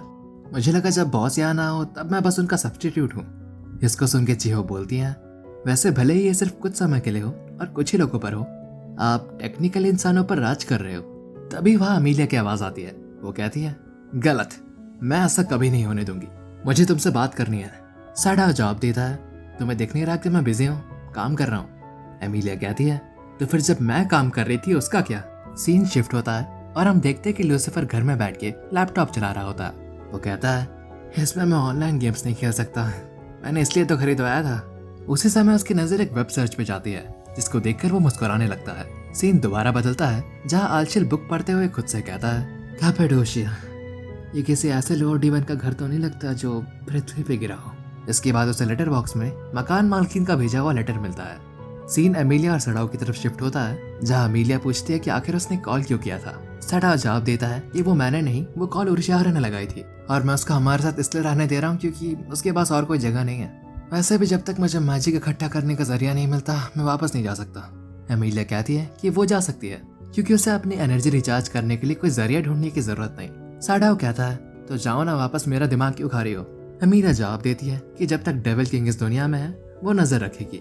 इसके बाद सीन चेंज होता है और सैडाओ घर पहुंचता है। पहुंचते ही उसे लूसीफर जमीन पे बेहोश पड़ा मिलता है। सैडाओ तुरंत उसके पास जाता है और पूछता है, तुम्हारे साथ ऐसा किसने किया? आल्चेल टॉयलेट से बाहर देखते हुए कहता है, सर उस फोटो को मत देखिएगा, जिसके बाद हमें पता चलता है कि उन दोनों की ऐसी हालत मकान मालकिन को बिकने में देखने के कारण हुई। साडाओ कहता है, खैर वो सब छोड़ो, तुम्हें मैजिक रिकवर करने का कोई रास्ता मिला? वो बताता है कि एक स्कूल में एक पुराना बंद कमरा है, वहाँ एक डीमन हो सकता है। साडाओ और आल्चेल स्कूल पहुंचते हैं और सोचते हैं कि ऐसे स्कूल में हम भला घुसेंगे कैसे। उस स्कूल की खिड़की से जिहो साडाओ का आवाज लगाती है और तब हमें पता चलता है कि जिहो उसी स्कूल में पढ़ती है। वो जिहो को सिचुएशन एक्सप्लेन करते हैं, जिसके बाद वो तीनों रात के समय उस स्कूल में पहुंचते हैं। तीनों बात करते हुए उस रूम को ढूंढ रहे होते हैं, तभी लूसीफर का कॉल आता है। वो कहता है कि उसने उसे रास्ता बताने फोन किया है, जिसके बाद वो कहता है कि वहाँ पहले भी एक बार गेट खुल चुका है। जहाँ एक बार गेट खुल जाए वहाँ पर दोबारा गेट खोलना इजी होता है। जब वो गेट खोले वो वहाँ से मैजिक ले सकते हैं। ये सब कहकर वो फोन काट देता है। तभी वहाँ पर आवाजें आने लगती हैं। तीनों एकदम रेडी होते हैं क्योंकि उन्हें लगता है कि गेट से कोई डीमन आया है, लेकिन फिर पता चलता है कि वो कोई डीमन नहीं बल्कि एमिलिया थी। एमिलिया कहती है, इतनी देर गए तुम लोग यहाँ क्या कर रहे हो? जिसके बाद साडाओ उसे समझाता है कि वो बस उस क्लासरूम से मैजिक इकट्ठा करने की कोशिश कर रहा है। जिसके बाद हम देखते हैं कि एमिलिया बात करती रह जाती है और वो तीनों आगे निकल जाते हैं। एमिलिया उनका पीछा करने लगती है और वो तीनों एक रूम में जाके छुप जाते हैं। एमिलिया भी उस रूम में पहुंचती है और वो एक एनाटॉमिकल मॉडल को देखकर अपनी होली स्वॉर्ड समन करती है और उस पर हमला करती है, क्योंकि उसे अंधेरे में कुछ दिख नहीं रहा होता। साडाओ कहता है, जहाँ तक मैंने सुना है ऐसी चीजें काफी महंगी होती हैं, क्यों है ना? इसके पैसे भरने के लिए मुझसे कुछ मत कहना। एमिलिया गुस्सा होकर कहती है, तो तुम इसे अपने मैजिक से ठीक क्यों नहीं कर देते? साडाओ जवाब देता है कि मैं तुम्हारे लिए अपना प्रेशियस मैजिक क्यों बर्बाद करूं। इन सब चीजों को लेकर वो झगड़ रहे होते हैं। तभी हम देखते हैं कि ऊपर से उन्हें कोई देख रहा होता है। जिसके बाद वो चारों चलते हुए उस सील्ड क्लासरूम में पहुंचते हैं। आशिया को नीचे एक खुला हुआ ताला दिखता है, जिससे पता चलता है कि ये डोर किसी ने खोला था। साडाओ उन वुड प्लैंक्स को हटाने जाता है, लेकिन तब पता चलता है कि उन पे कील नहीं लगी है। एमिलिया कहती है, इसका मतलब ये कभी बंद नहीं था। इसके बाद साडाओ दरवाजा खोलता है। जब वो अंदर जाते हैं तब उन्हें काफी खाने पीने का सामान पड़ा हुआ मिलता है। आल्चेल कहता है, लगता नहीं ये सालों से बंद पड़ा होगा। जिसके बाद उन चारों की नजर एक टेबल के नीचे जाती है। वहाँ पर एक PSP होता है। तभी लूसीफर का कॉल आता है और वो कहता है, क्या तुम उस रूम में पहुंच गए? साडाओ जवाब देता है, हाँ पहुंच गए, और मुझे हर 5 मिनट में कॉल करना बंद करो, डर लगता है यार। लूसीफर कहता है, क्या तुम्हें वहाँ फ्लोर पे कुछ पड़ा हुआ मिला, जैसे कोई PSP? जिसके बाद हमें पता लगता है कि उस रूम में और बार लूसीफर रहते थे जब वो जापान में आए थे, और लूसीफर ने बहाना मार के उनको वहाँ वो PSP लाने भेजा था। इसके बाद सीन चेंज होता है और साडाओ मैकडॉनल्ड्स में होता है। उसे वही एनवेलप मिलता है जिससे वो फोटो गिर जाती है। उस फोटो को उठाते वक्त वो उसे देख लेता है और वो भी बेहोश हो जाता है। इसके बाद सीन चेंज होता है। हम देखते हैं कि आल्चेल उस PSP को लेकर खड़ा है। लूसीफर बार बार कूद रहा होता है और बोलता है कि मुझे मेरा गेम वापस करो। आल्चेल जवाब देता है, जैसा कि मैंने कहा था, तुम एक दिन में सिर्फ 1 घंटा खेल सकते हो। शुक्र मनाओ कि मैंने इसे बुक ऑन पे जाके बेच नहीं दिया। वो दोनों इस बारे में लड़ रहे होते हैं, तभी उनको बाहर से सामान रखने की आवाज आती है। साडाओ रात के टाइम पे वापस आता है और साइकिल पार्क करते समय उसे किमोनो में एक लड़की दिखती है। साडाओ कहता है, कोई नया किराएदार आया है क्या?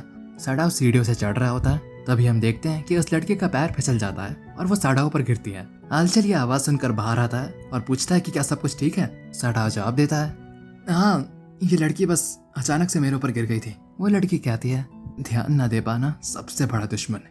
इस सिचुएशन को देखकर साडाओ और आल्चेल दोनों कंफ्यूज्ड होते हैं। माओ के घर पे वही लड़की आती है जिससे हमने पिछले एपिसोड में देखा था। उसके बोलने का तरीका पुराने जमाने का था और उसने ट्रेडिशनल कपड़े पहने थे। वो अपना नाम सुजुनो कामाजुकी बताती है और वो कहती है कि वो कुछ दिन पहले ही शिफ्ट हुई है। वो कहती है कि वो उनकी नई नेबर है, इसलिए वो उन्हें गिफ्ट के तौर पर ढेर सारे नूडल्स का भरा बॉक्स देती है। जिसके बाद माओ और आशिया खुद को इंट्रोड्यूस करते हैं, पर वो कहती है कि वो उन्हें पहले से ही जानती है। इसके बाद सीन चेंज होता है और हम देखते हैं कि एमिलिया के घर पे कोई पैकेज आया होता है। वो इसके बारे में पूछने एमेराल्डा को कॉल लगाती है, तो एमेराल्डा उसे बताती है कि उसने एमिलिया को सेलेस्टियल फोर्स एनर्जी ड्रिंक के फॉर्म में भेजा था। वो कहती है कि इसे 2 बार पीने से उसकी सेलेस्टियल फोर्स बढ़ जाएगी, पर वो उसे वार्न भी करती है कि गलती से अगर उसने जरा सा भी ज्यादा पी लिया तो ये काफी खतरनाक हो सकता है। ये सब बताकर वो कॉल काट देती है। अगले सीन में हम देखते हैं कि एमिलिया हमेशा की तरह आज भी उन्हें स्टॉक कर रही होती है। तभी वो देखती है कि खिड़की पे एक लड़की लूसीफर को कपड़े सुखाना सिखा रही होती है। ये देखकर वो चौंक जाती है और वो सोचती है, अब ये लड़की आखिर कौन हो सकती है? क्या कोई नई डीमन? वो डिसाइड करती है कि भले ही ये रिस्की होगा, उसे जाकर पता लगाना चाहिए। तो वो चुपके से खिड़की के पास जाती है और अपने हैंड मिरर की रिफ्लेक्शन में देखती है कि आखिर चल क्या रहा है। हम देखते हैं कि वो लड़की लूसीफर को खाना बनाना सिखा रही होती है और साथ ही ये भी कि आल्चेल की हालत खराब होती है। आल्चेल लेटे लेटे कहता है, थैंक यू मिस कामाजुकी, जरा आप ही समझाइए इस लड़के को, ये अपनी फैमिली की बात ही नहीं सुनता। एमिलिया ये सब देख रही होती है कि एकदम से सुजुनो दरवाजा खोलती है। एमिलिया वहां से तुरंत भागती है ताकि उसे कोई देख ना पाए, लेकिन वो वापस सीढ़ियों से टपक जाती है। हम देखते हैं कि जब एमिलिया गिर रही होती है तभी सैडाओ वहां आ जाता है और उसे पकड़ लेता है। वो कहता है, तुम्हें सीधा चलना नहीं आता क्या? और हाँ, ये मोमेंट बहुत क्यूट हो सकता था, पर एमिलिया माओ को देखते ही उसके नाक पे मुक्का मारती है और उसके चेहरे पे घुटना, जिसके बाद वो खुद भी सर के बल गिर जाती है। इसके बाद हम देखते हैं कि एमिलिया माओ के घर आ जाती है और लूसीफर उसका सामान लेकर आता है जो उसने गिरा दिया था। जिसके बाद सूजन एमिलिया से कहती है, माफ करना, मैंने खुद को इंट्रोड्यूस नहीं किया। मैं हूँ सुजुनो कामाजुकी, आपसे मिलकर अच्छा लगा। मैं यहाँ कुछ दिन पहले ही शिफ्ट हुई हूँ और मेरी फैमिली काफ़ी पुरानी टाइप की है। उम्मीद करती हूँ आप मुझे यहाँ की सभ्यता सीखने में मदद करेंगे। इसके बाद एमिलिया और माओ वापस से बहस करने लगते हैं। उन्हें इस तरह देखकर सुजुनो एमी से पूछती है, क्या आप सैडाओ की गर्लफ्रेंड है? एमी कहती है, कैसा घटिया मजाक है। सुजुनो कहती है, वो बस तुम दोनों की बातों से ऐसा लग रहा था, क्योंकि तुम दोनों एक दूसरे से बेशक कुछ भी खा देते हो। लूसीफर कहता है, हाँ बिल्कुल मियाँ बीवी की तरह। एमी जवाब देती है, अपना मुंह बंद रख चूजे। जिसके बाद एमी क्लियर करती है, हम दोनों के बीच में ऐसा कुछ भी नहीं है, बल्कि मैं तो चाहती हूँ कि ये जल्द से जल्द मर जाए। ये सुनकर सुजुनो स्माइल करती है। उसे देखकर एमी सोचती है कि ये शायद पहले भी कभी हो चुका है। एमी धीरे से सुजुनो से पूछती है, हो सकता है कि मैं गलत हूँ, पर क्या तुम्हें माओ पसंद है? ये सुनकर सुजुनो चौंक जाती है और एमी को बाहर खींच के ले जाती है। जिसके बाद वो कहती है, मैं काफी इम्प्रेस्ड हूँ, तुम्हें आखिर ये कैसे पता चला? एमी सोचती है कि उसे ये बताना सही नहीं होगा कि ये पहले भी दूसरी लड़की के साथ हो चुका है, इसलिए वो कहती है, बस मुझे लगा।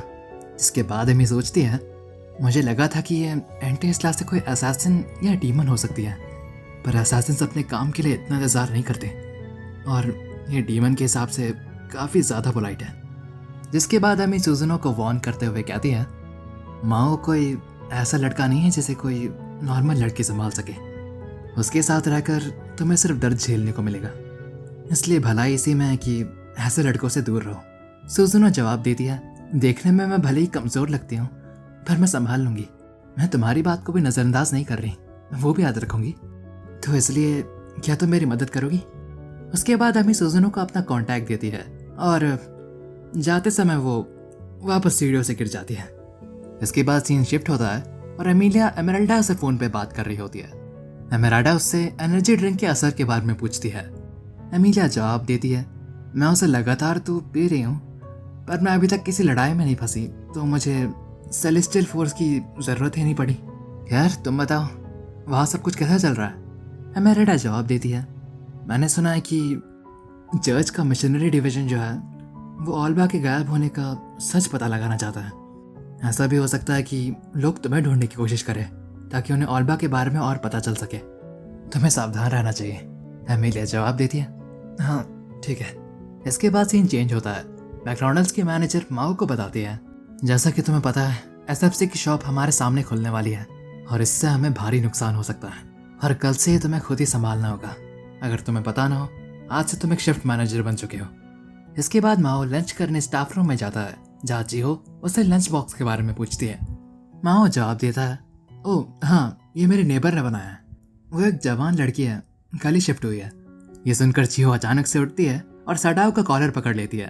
वो कहती है, तुमने अपनी नई नेबर से, जो कि एक लड़की है, उससे एक लंच बोरो किया? सैडाओ कहता है, जीहो पहले मेरा कॉलर तो छोड़ो। जिसके बाद जीहो कहती है, ओके, अब ये मत कहना कि वो उसने खुद बनाया है। सैडाओ कहता है, हाँ शायद, लगता तो है। जीहो सैडाओ का कॉलर पकड़कर उसे हिलाती रहती है और पूछती है, तो क्या मैं देख सकती हूँ? सैडाओ जवाब देता है, अरे हाँ बाबा, जो करना है करो, बस मेरा कॉलर छोड़ो। इसके बाद हम देखते हैं कि सैडाओ पहला डब्बा खोलता है। हम देखते हैं कि पहले डब्बे में न्यू ईयर डिश होती है। सैडाओ पूछता है, तो क्या मैं दूसरा डब्बा खोलूं? जीहो कहती है, एक मिनट रुको, मैं मेंटली प्रिपेयर्ड नहीं हूँ, मुझे कुछ ठीक नहीं लग रहा। कुछ भी कहकर मैं यहाँ तक तो पहुँच गई, पर क्या मुझे ये देखना चाहिए कि आगे क्या है? जिसके बाद वो कहती है, माओ सेकंड डब्बे को खोलो। सैडाओ जवाब देता है, हाँ ठीक है। जैसे ही वो सेकंड डब्बा खोलता है, उस पर हार्ट शेप बना हुआ होता है। ये देखकर जीहो बहुत तेज चिल्लाती है। इसके बाद सीन चेंज होता है और हम अमीलिया को देखते हैं सुपरमार्केट में। अमीलिया सोचती है आज भी पूरा दिन उनको स्टॉक करते हुए निकल गया। वैसे अब मैं हर रोज इस मार्केट से बिना सोचे एक ही चीज लेती हूँ। अमीलिया सुपरमार्केट से बाहर निकलने वाली होती है, तभी उस पर कोई हमला करता है। ये देखकर अमीलिया पीछे हटती है और वो शीशे से टकरा जाता है। दुकानदार काउंटर से बाहर आता है ये पूछने की कि आप ठीक तो हैं। अमीलिया उस दुकानदार को तुरंत धक्का देती है और कहती है कि पीछे रहो, जिसके बाद वो अपनी होली स्वॉर्ड निकालती है और उस पर इस्तेमाल करके उसे बहुत दूर धकेल देती है। जिसके बाद वो उस दुकानदार से कहती है यहाँ से बाहर मत निकलना, पुलिस को कॉल करो। जिसके बाद अमीलिया उससे लड़ने बाहर जाती है। वो मास्क पहना हुआ अमीलिया पर मैजिक लेजर इस्तेमाल करता है। जिसके बाद अमीलिया कहती है मैं नहीं जानती कि तुम डेविल हो या इंसान, पर तुमने मुझ पर इस जगह में हमला क्यों किया। जिसके बाद अमीलिया उससे लड़ रही होती है, तभी उसे पता चलता है कि उसके लेजर से उसकी सेलेस्टियल फोर्स बंद हो गई है। अमीलिया को समझ नहीं आ रहा होता कि आखिर हो क्या रहा है। वो अटैकर अमीलिया पर हमला करने वाला होता है, तभी वो सुपरमार्केट का मैनेजर आता है और उस पर पेंट फेंक के मारता है। जिसके बाद वो अटैकर वहां से भाग जाता है। वो दुकानदार अमीलिया के पास आता है और पूछता है मैम आप ठीक तो है ना।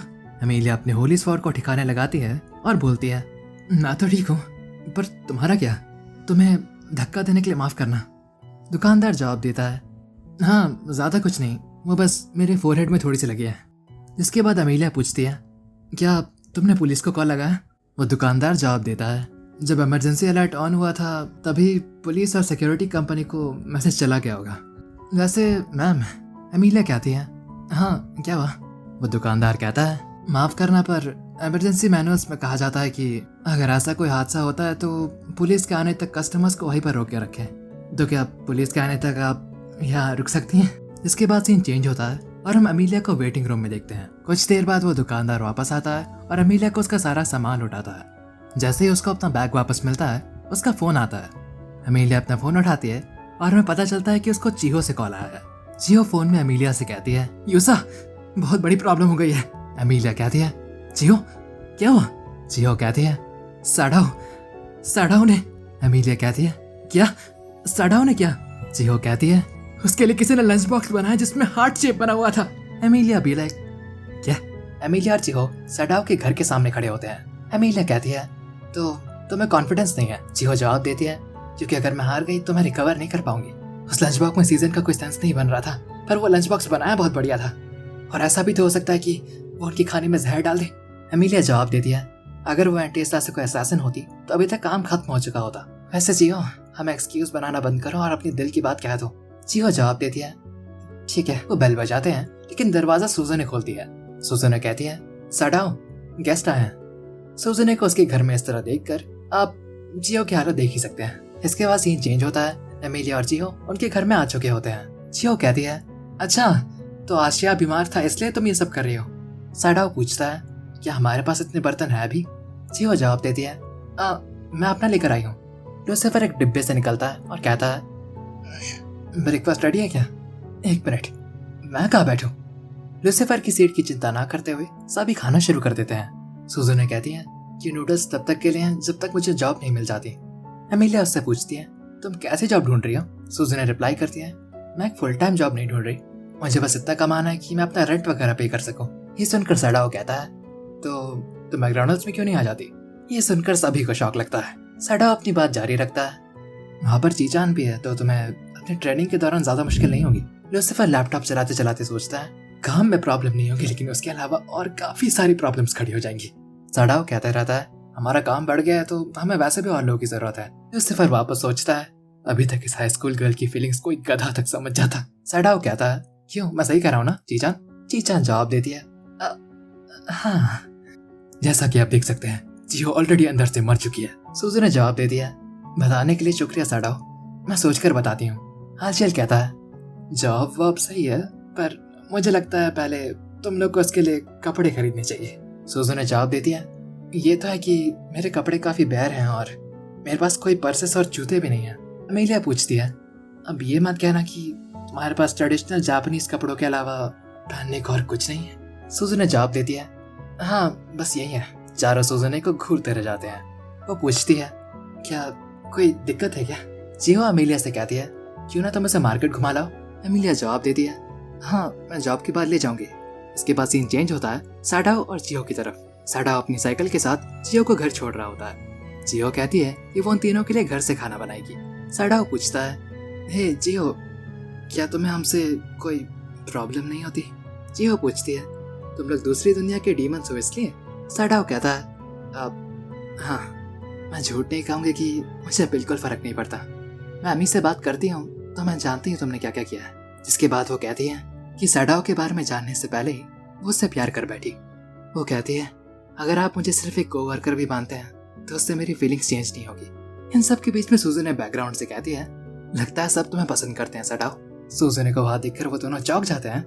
जिसके बाद जियो पैनिक होते हुए पूछती है, तुम वहां पर कब से थी? सूजन ने जवाब दे दिया, तुम्हारे कन्फेशन से। तुम काफी हिम्मत वाली हो जो अपनी फीलिंग्स इस तरह जाहिर कर पाती हो। जियो बहुत ज्यादा ब्लश कर जाती है। शर्म के कारण वो सडाओ की साइकिल लेकर उधर से रफू चक्कर हो जाती है। सडाओ सूजन से पूछता है, क्या तुम्हें अम्मी से नहीं मिलना था? वो जवाब देती है, हाँ, मैं स्टेशन ही जा रही हूँ। सडाओ कहता है, अच्छा स्टेशन जा रही हो, मैं छोड़ देता हूँ। इसके बाद सीन चेंज होता है। एमिलिया और सूजन स्टेशन पे मिलते हैं। सूजन एमिलिया से पूछती है, हम अभी ट्रेन नाम के ट्रांसपोर्ट पे चढ़ेंगे ना? एमिलिया जवाब देती है, हाँ, लेकिन वो जगह स्टेशन से भी थोड़ी दूर है, इसलिए हमें थोड़ा चलना होगा। इसके बाद एमिलिया पूछती है, एक मिनट, अगर तुम ट्रेन के बारे में नहीं जानती तो तुम सासाजुका स्टेशन पहुंची कैसे? सूजन कहती है, मैं तो डायरेक्टली गेट से आई थी। एमिलिया कहती है, गेट, एक मिनट, तुमने गेट कहा? तुम एंटीस्ला से हो? सूजन जवाब देती है, आपको नहीं पता था? जिसके बाद उन दोनों को ही शौक लगता है। एमिलिया कहती है, तुमने मुझे इस बारे में कभी बताया नहीं। सूजन कहती है, पर आपने कहा था, आपने मुझसे पूछा था कि क्या मैं स्टेटन के पीछे हूँ, और मुझे वार्न भी किया था कि अगर मैं उसके ज्यादा पास गई तो मुझे सिर्फ दर्द महसूस होगा। इन सब के बाद इनकी सारी कंफ्यूजन दूर होती है। जिसके बाद एमिलिया सूजन से पूछती है, तो क्या मुझ पर हमला करने वाली तुम थी? लेकिन जब वो सूजन को पास से देखती है, उसे कोई पेंट के दाग नजर नहीं आते और ना ही पेंट की स्मेल। सूजन ने जवाब देती है, मैं भला आप पर हमला क्यों करूंगी? हीरो एमिलिया की ताकत मैं अच्छी तरह जानती हूँ। जिसके बाद एमिलिया सवाल करती है, तो तुम आखिर हो कौन और डेविल के आसपास क्या कर रही हो? सूजन ने जवाब देती है, मेरा असली नाम है क्रिस्टिया बेल। मैं डॉक्टरनल करेक्शन काउंसिल की हेड इन्वेस्टिगेटर हूँ। अगर तुम अभी सेटन को हराना चाहती हो तो हमारा साथ दो। उसकी बात खत्म होने से पहले एमिलिया कहती है, अच्छा, मैं काम के लिए लेट नहीं होना चाहती, बाकी चीजें मुझे शिंजुकू में बताना। इसके बाद सीन चेंज होता है। हम देखते हैं कि एमिलिया और सूजन एक कैफे में बैठे होते हैं। एमिलिया कहती है, तो बात कंटिन्यू करते हैं। डॉक्टरनल करेक्शन काउंसिल की हेड इन्वेस्टिगेटर सेटन के साथ क्या कर रही है? सूजन ने जवाब दे दिया, ऑल्बा को इन्वेस्टिगेट करने के बाद मुझे सिर्फ इतना पता था कि सेटन कहाँ रहता है और कैसी जिंदगी जीता है। तो मैंने सोचा कि अगर मैं डेविल के साथ रहूंगी, एमिलिया उसके सेंटेंस को खत्म करती है तो हीरो खुद ब खुद सामने आ जाएगी, क्यों है ना? सूजन कहती है, ऑल्बा के पापों के लिए मैं जितनी भी माफी मांगू काफी नहीं होगी, पर मेरा यकीन कीजिए, ऑल्बा और चर्च एक साथ काम नहीं कर रहे। एमिलिया कहती है, ऑल्बा के बारे में भूल जाओ, मेन पॉइंट पे आओ। सूजन कहती है, मैं चाहती हूँ आप डेविल किंग को मेरे साथ हराए और फिर एंटी-एस्ला वापस चले। एमिलिया मना कर देती है। सूजन कहती है, ये सब मैं आपकी इज्जत वापस लाने के लिए कर रही हूँ। एमिलिया जवाब देती है, मुझे फर्क नहीं पड़ता कि चर्च और किंगडम मेरे बारे में क्या सोचता है। सेटन को खत्म करना हीरो का यानी मेरा काम है, इसमें दखल मत दो। और मैं नहीं जानती कि तुम उनकी मदद क्यों कर रही हो, कि घर में खाना क्यों बना रही हो, पर अगर तुमने जरा सी भी चालाकी करने की कोशिश करी उसे तुरंत पता लग जाएगा। याद रखना कि वो अभी कैसा भी दिखता हो, वो है डेविल किंग। सूजन कहती है, वार्निंग के लिए शुक्रिया। जिसके बाद एमिलिया उठती है और सूजन को ब्यूटी और फैशन मैगजीन्स पकड़ाती है। जिसके बाद वो कहती है, अगर तुम यहाँ कुछ समय रुकने वाली हो तो इस जगह के बारे में थोड़ा जान लो। खैर अभी मेरी शिफ्ट का टाइम है तो मुझे चलना होगा, बाकी बातें बाद में करते हैं। इसके बाद सीन चेंज होता है मैकडॉनल्ड्स की तरफ। हम देखते कि जिहो सडाओ से माफी मांगती है क्योंकि वो उसकी साइकिल लेकर भाग गई थी। इसके बाद हम सीन देखते हैं मैकडॉनल्ड्स के अंदर। सडाओ और उसकी बॉस काउंटर पे खड़े होते हैं। सडाओ कहता है, सामने वाले एसएफसी ने हमारे सारे कस्टमर्स दे लिए, और मिस केसाकी के चेहरे पे वो स्माइल, लगता है आज कोई मरेगा। बॉस सडाओ से कहती है, सडाओ जो चाहे वो तरीका इस्तेमाल करो, लेकिन मुझे एसएफसी की हार देखनी है। सडाओ जवाब देता है, यस मैम। सीन दोबारा चेंज होता है। सडाओ और जियो काउंटर पे खड़े रहते हैं। सडाओ कहता है, मेरे सब्स्टिट्यूट मैनेजर बनने के दिन ये सब होना था। हम देखते हैं कि मैकडॉनल्ड्स में एक ब्लू हेयर वाला बंदा आता है। वो बंदा सडाओ का अपना बिजनेस कार्ड दिखाता है। तब हमें पता चलता है कि वो और कोई नहीं बल्कि एसएफसी का मैनेजर है। जिसके बाद वो बंदा जियो चान के पास जाता है, उससे अजीब अजीब चीजें कहता है और उसे क्रीप आउट कर देता है। इसके बाद सीन चेंज होता है मैकडॉनल्ड्स के स्टाफ रूम में। सडाओ कहता है, माफ करना, मुझे उसे रोकना चाहिए था। चीचान सड़ाओ से कहती है कि उसमें उसकी कोई गलती नहीं है, जिसके बाद वो कहती है कि हम एसएफसी से बिल्कुल नहीं हारेंगे। साडाओ जवाब देता है, फिक्र मत करो, हमें उनके बारे में जल्द ही जानकारी मिल जाएगी, क्योंकि मैंने वहाँ पे अपना एक स्पाई भेजा है। जिसके बाद हमें पता लगता है कि ये स्पाई और कोई नहीं बल्कि आलचियल है। इसके बाद सीन चेंज होता है और हम देखते हैं कि अमी और उसकी दोस्त कॉल सेंटर से बाहर आ रहे होते हैं। सुजुने बाहर इंतजार कर रही होती है। वो पूछती है, तो क्या आपका काम खत्म हो गया अमीलिया? अमीलिया की नजर सुजुने की शॉपिंग बैग्स पर पड़ती है। इसके बाद वो कहती है, तो तुमने और युकाटास खरीद लिए? तुम्हारे पास इतने पैसे आए कहाँ से? एमी की दोस्त उससे पूछती है, हे एमी, क्या ये तुम्हारी कोई नई दोस्त है? एमी रिप्लाई करती है, कह सकती हो। जिसके बाद सुजुने कहती है, मैंने आपका यहाँ पर इंतजार किया क्योंकि मुझे आपसे एक और रिक्वेस्ट थी। एमी कहती है, कौन सी रिक्वेस्ट? सुजुने कहती है, मैं वहां जाना चाहती हूँ जहाँ साडाओ काम करते हैं, तो क्या आप मेरे साथ चलेंगी? एमी की दोस्त कहती है, साडाओ, नाम कुछ सुना सुना लग रहा है। सुजुने कहती है, मैं जानती हूँ आप चाहती हैं कि मैं उसके पास ना जाऊं, पर मैं ऐसे ही बैठे नहीं रह सकती। एमी की दोस्त कहती है, हाँ, एक मिनट, क्या चल रहा है? आप जान ही सकते हैं कि सुजुने की ये लाइन कैसी साउंड कर रही है। इसके बाद अमीलिया की दोस्त कहती है कि तुम्हें एक एम्पायर की जरूरत पड़ेगी। जिसके बाद वो सुजुने को खींच कर ले जाती है। अमीलिया चिल्लाती है कि वो हरगिज़ नहीं आ रही। मेट्रो स्टेशन से बाहर निकलने पर उन्हें वहाँ बहुत भीड़ मिलती है। अमीलिया पूछती है, यहाँ इतनी ज्यादा भीड़ क्यों है? सुजुने जवाब देती है, मैंने सुना था आज कोई फेस्टिवल है, पर क्योंकि आज मैकडॉनल्ड्स पूरी तरह से खाली है, रिका उन्हें एसएफसी जाने को बोलती है ताकि वो सारा ड्रामा सुन सके। रिका कहती है, पहले तुम दोनों को माओ को अपनी फीलिंग्स कन्फेस करनी चाहिए, उसके बाद ये लड़ाई खत्म हो जाएगी। अमीलिया सोचती है कि खैर क्योंकि वो एक डेविल है और मैं एक हीरो, मुझे लगता नहीं हमारी लड़ाई कभी खत्म होने भी वाली है। फिर वो तीनों खाना ऑर्डर करती हैं। फिर एसएफसी का क्रीपी मैनेजर उनसे कहता है, हाँ बिल्कुल, मैं आप जैसी सुंदर लड़कियों को इंतजार करवाने का क्राइम आखिर कैसे कर सकता हूँ? आई एम श्योर आपके पेट में जाने के लिए खाना तरस रहा होगा। इसके बाद रिका दोनों लड़कियों से माओ के बारे में पूछती है। सुजुने कहती है, वो एक अच्छा पड़ोसी है, जबकि अमीलिया जवाब देती है, मेरा बस चले तो मैं अभी जाकर उसे मार डालूं। रिका जवाब देती है, ये अजीब बात है, पर मैं तुम्हारी बात नहीं मानने वाली, क्योंकि अमीलिया को अपनी फीलिंग्स छुपाने की आदत है। ये सुनकर अमीलिया कहती है, देखो रिका, मेरे और माओ के बीच ऐसा कुछ नहीं है और ना ही कभी होगा।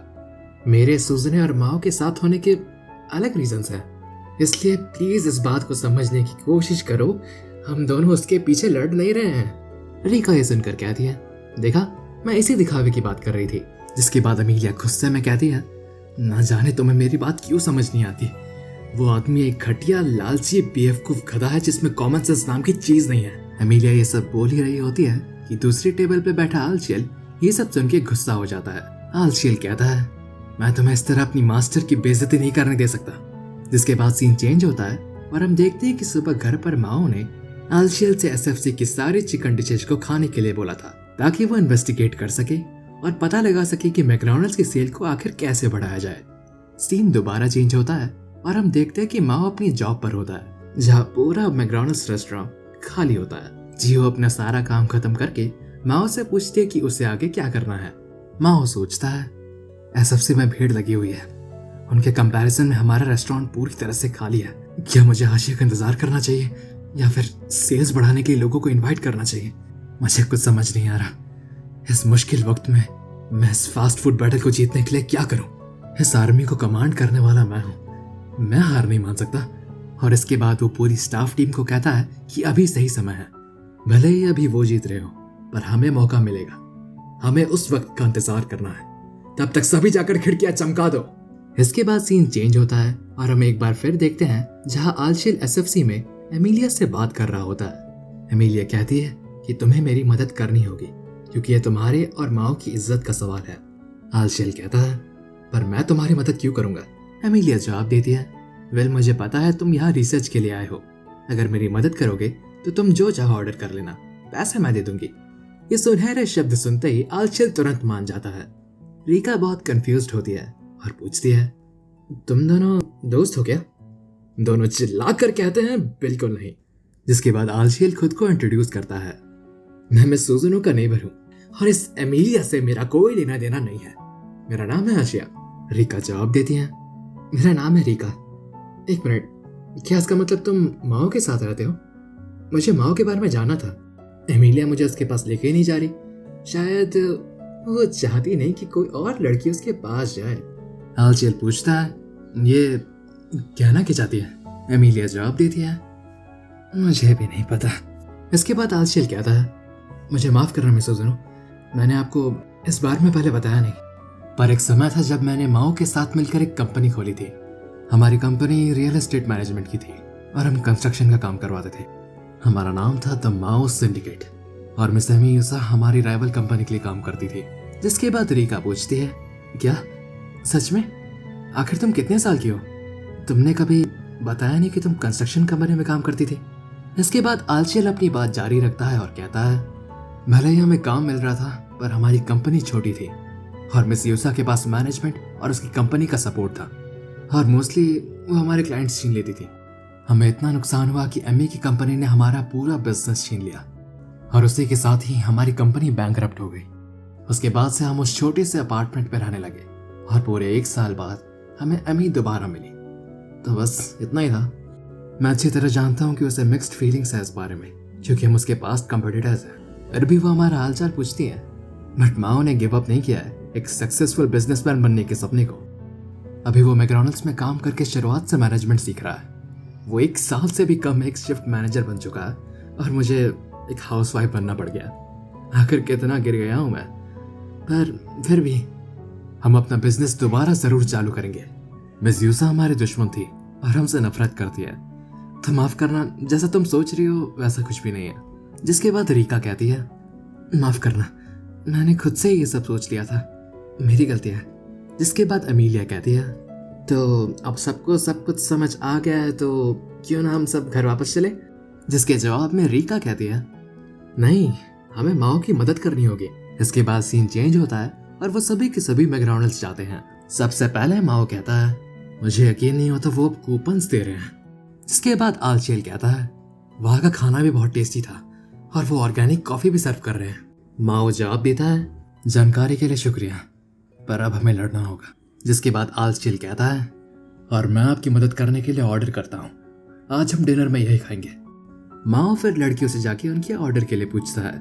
एमिलिया उसे ऑर्डर देने को कहती है पर माओ उसे काउंटर पर आके ऑर्डर देने को कहता है और फिर वो दोनों वापस से बहस करने लगते हैं। इतने में जियो वहां आती है और माओ से कहती है कि तुम्हें कस्टमर से इस तरह बात नहीं करनी चाहिए। वो रीका से कहती है कि हम पहले कभी मिले नहीं। इसके बाद वो बताती है कि एमी उसकी बहुत अच्छी दोस्त है। ये देख के रीका चिहो को हक करते हुए कहती है कि तुम कितनी क्यूट हो। जिसके बाद वो एमी को कहती है कि मुझे पता नहीं था तुम्हारे इतनी अमेजिंग दोस्त हैं। एमिलिया कहती है, अरे उस बेचारी को छोड़ो तो वो घुट के मर जाएगी। तभी रीका माओ से कहती है कि तुम उतने खास नहीं हो जितना मैंने सोचा था। मेरा मतलब तुम्हारे इंचार्ज होने के बाद भी ये रेस्टोरेंट खाली नहीं होना चाहिए। ये सुनकर माओ कहता है, तुम्हारी प्रॉब्लम क्या है?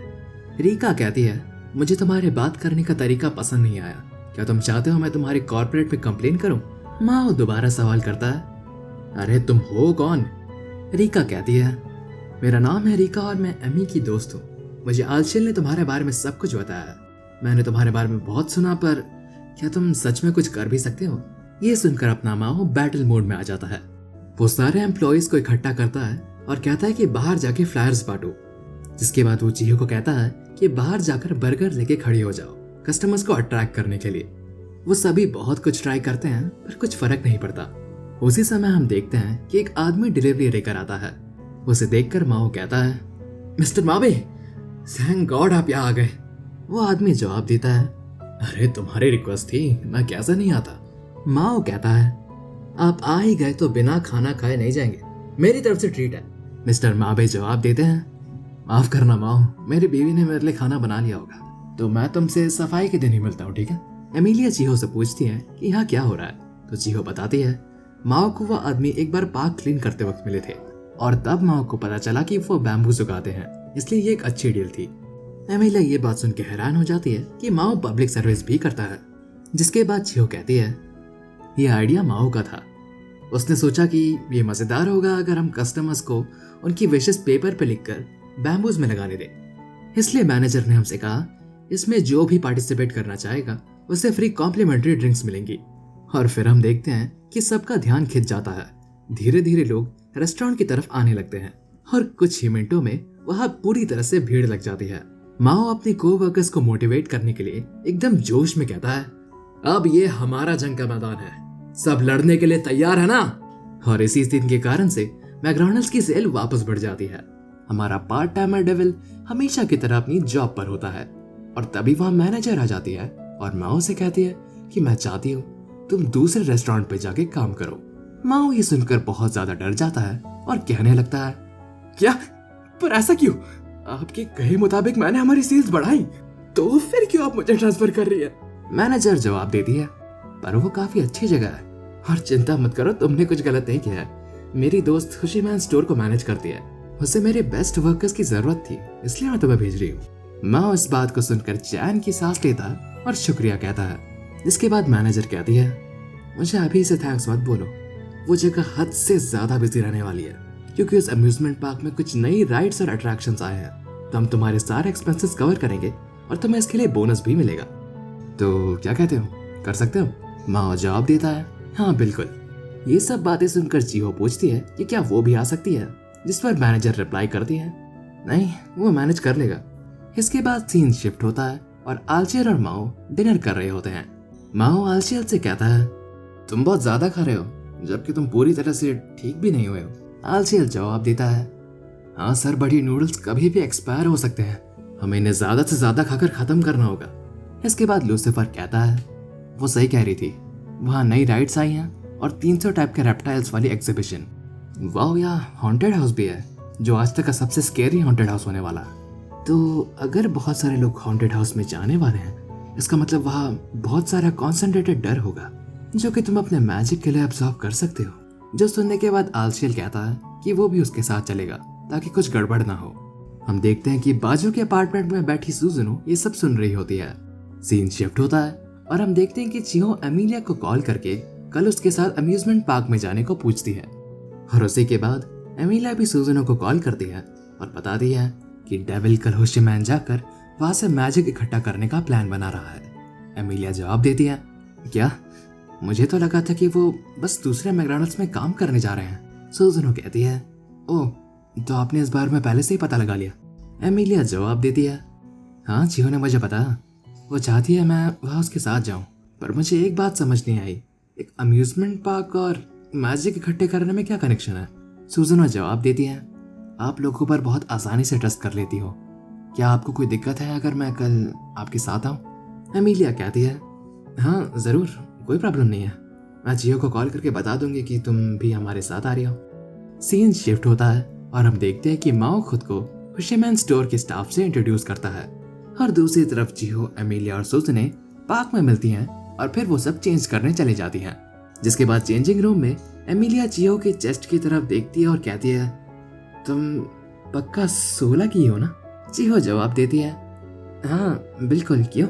जिसके बाद एमिलिया कहती है, ये बड़े हैं। नहीं एमिल, तुम बड़ी क्यूट हो।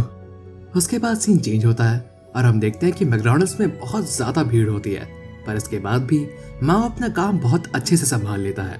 जिसके बाद हम देखते हैं कि चिहो ऑर्डर करने जाती है। माओ उसे देखकर कहता है, ओह हाय जीजान।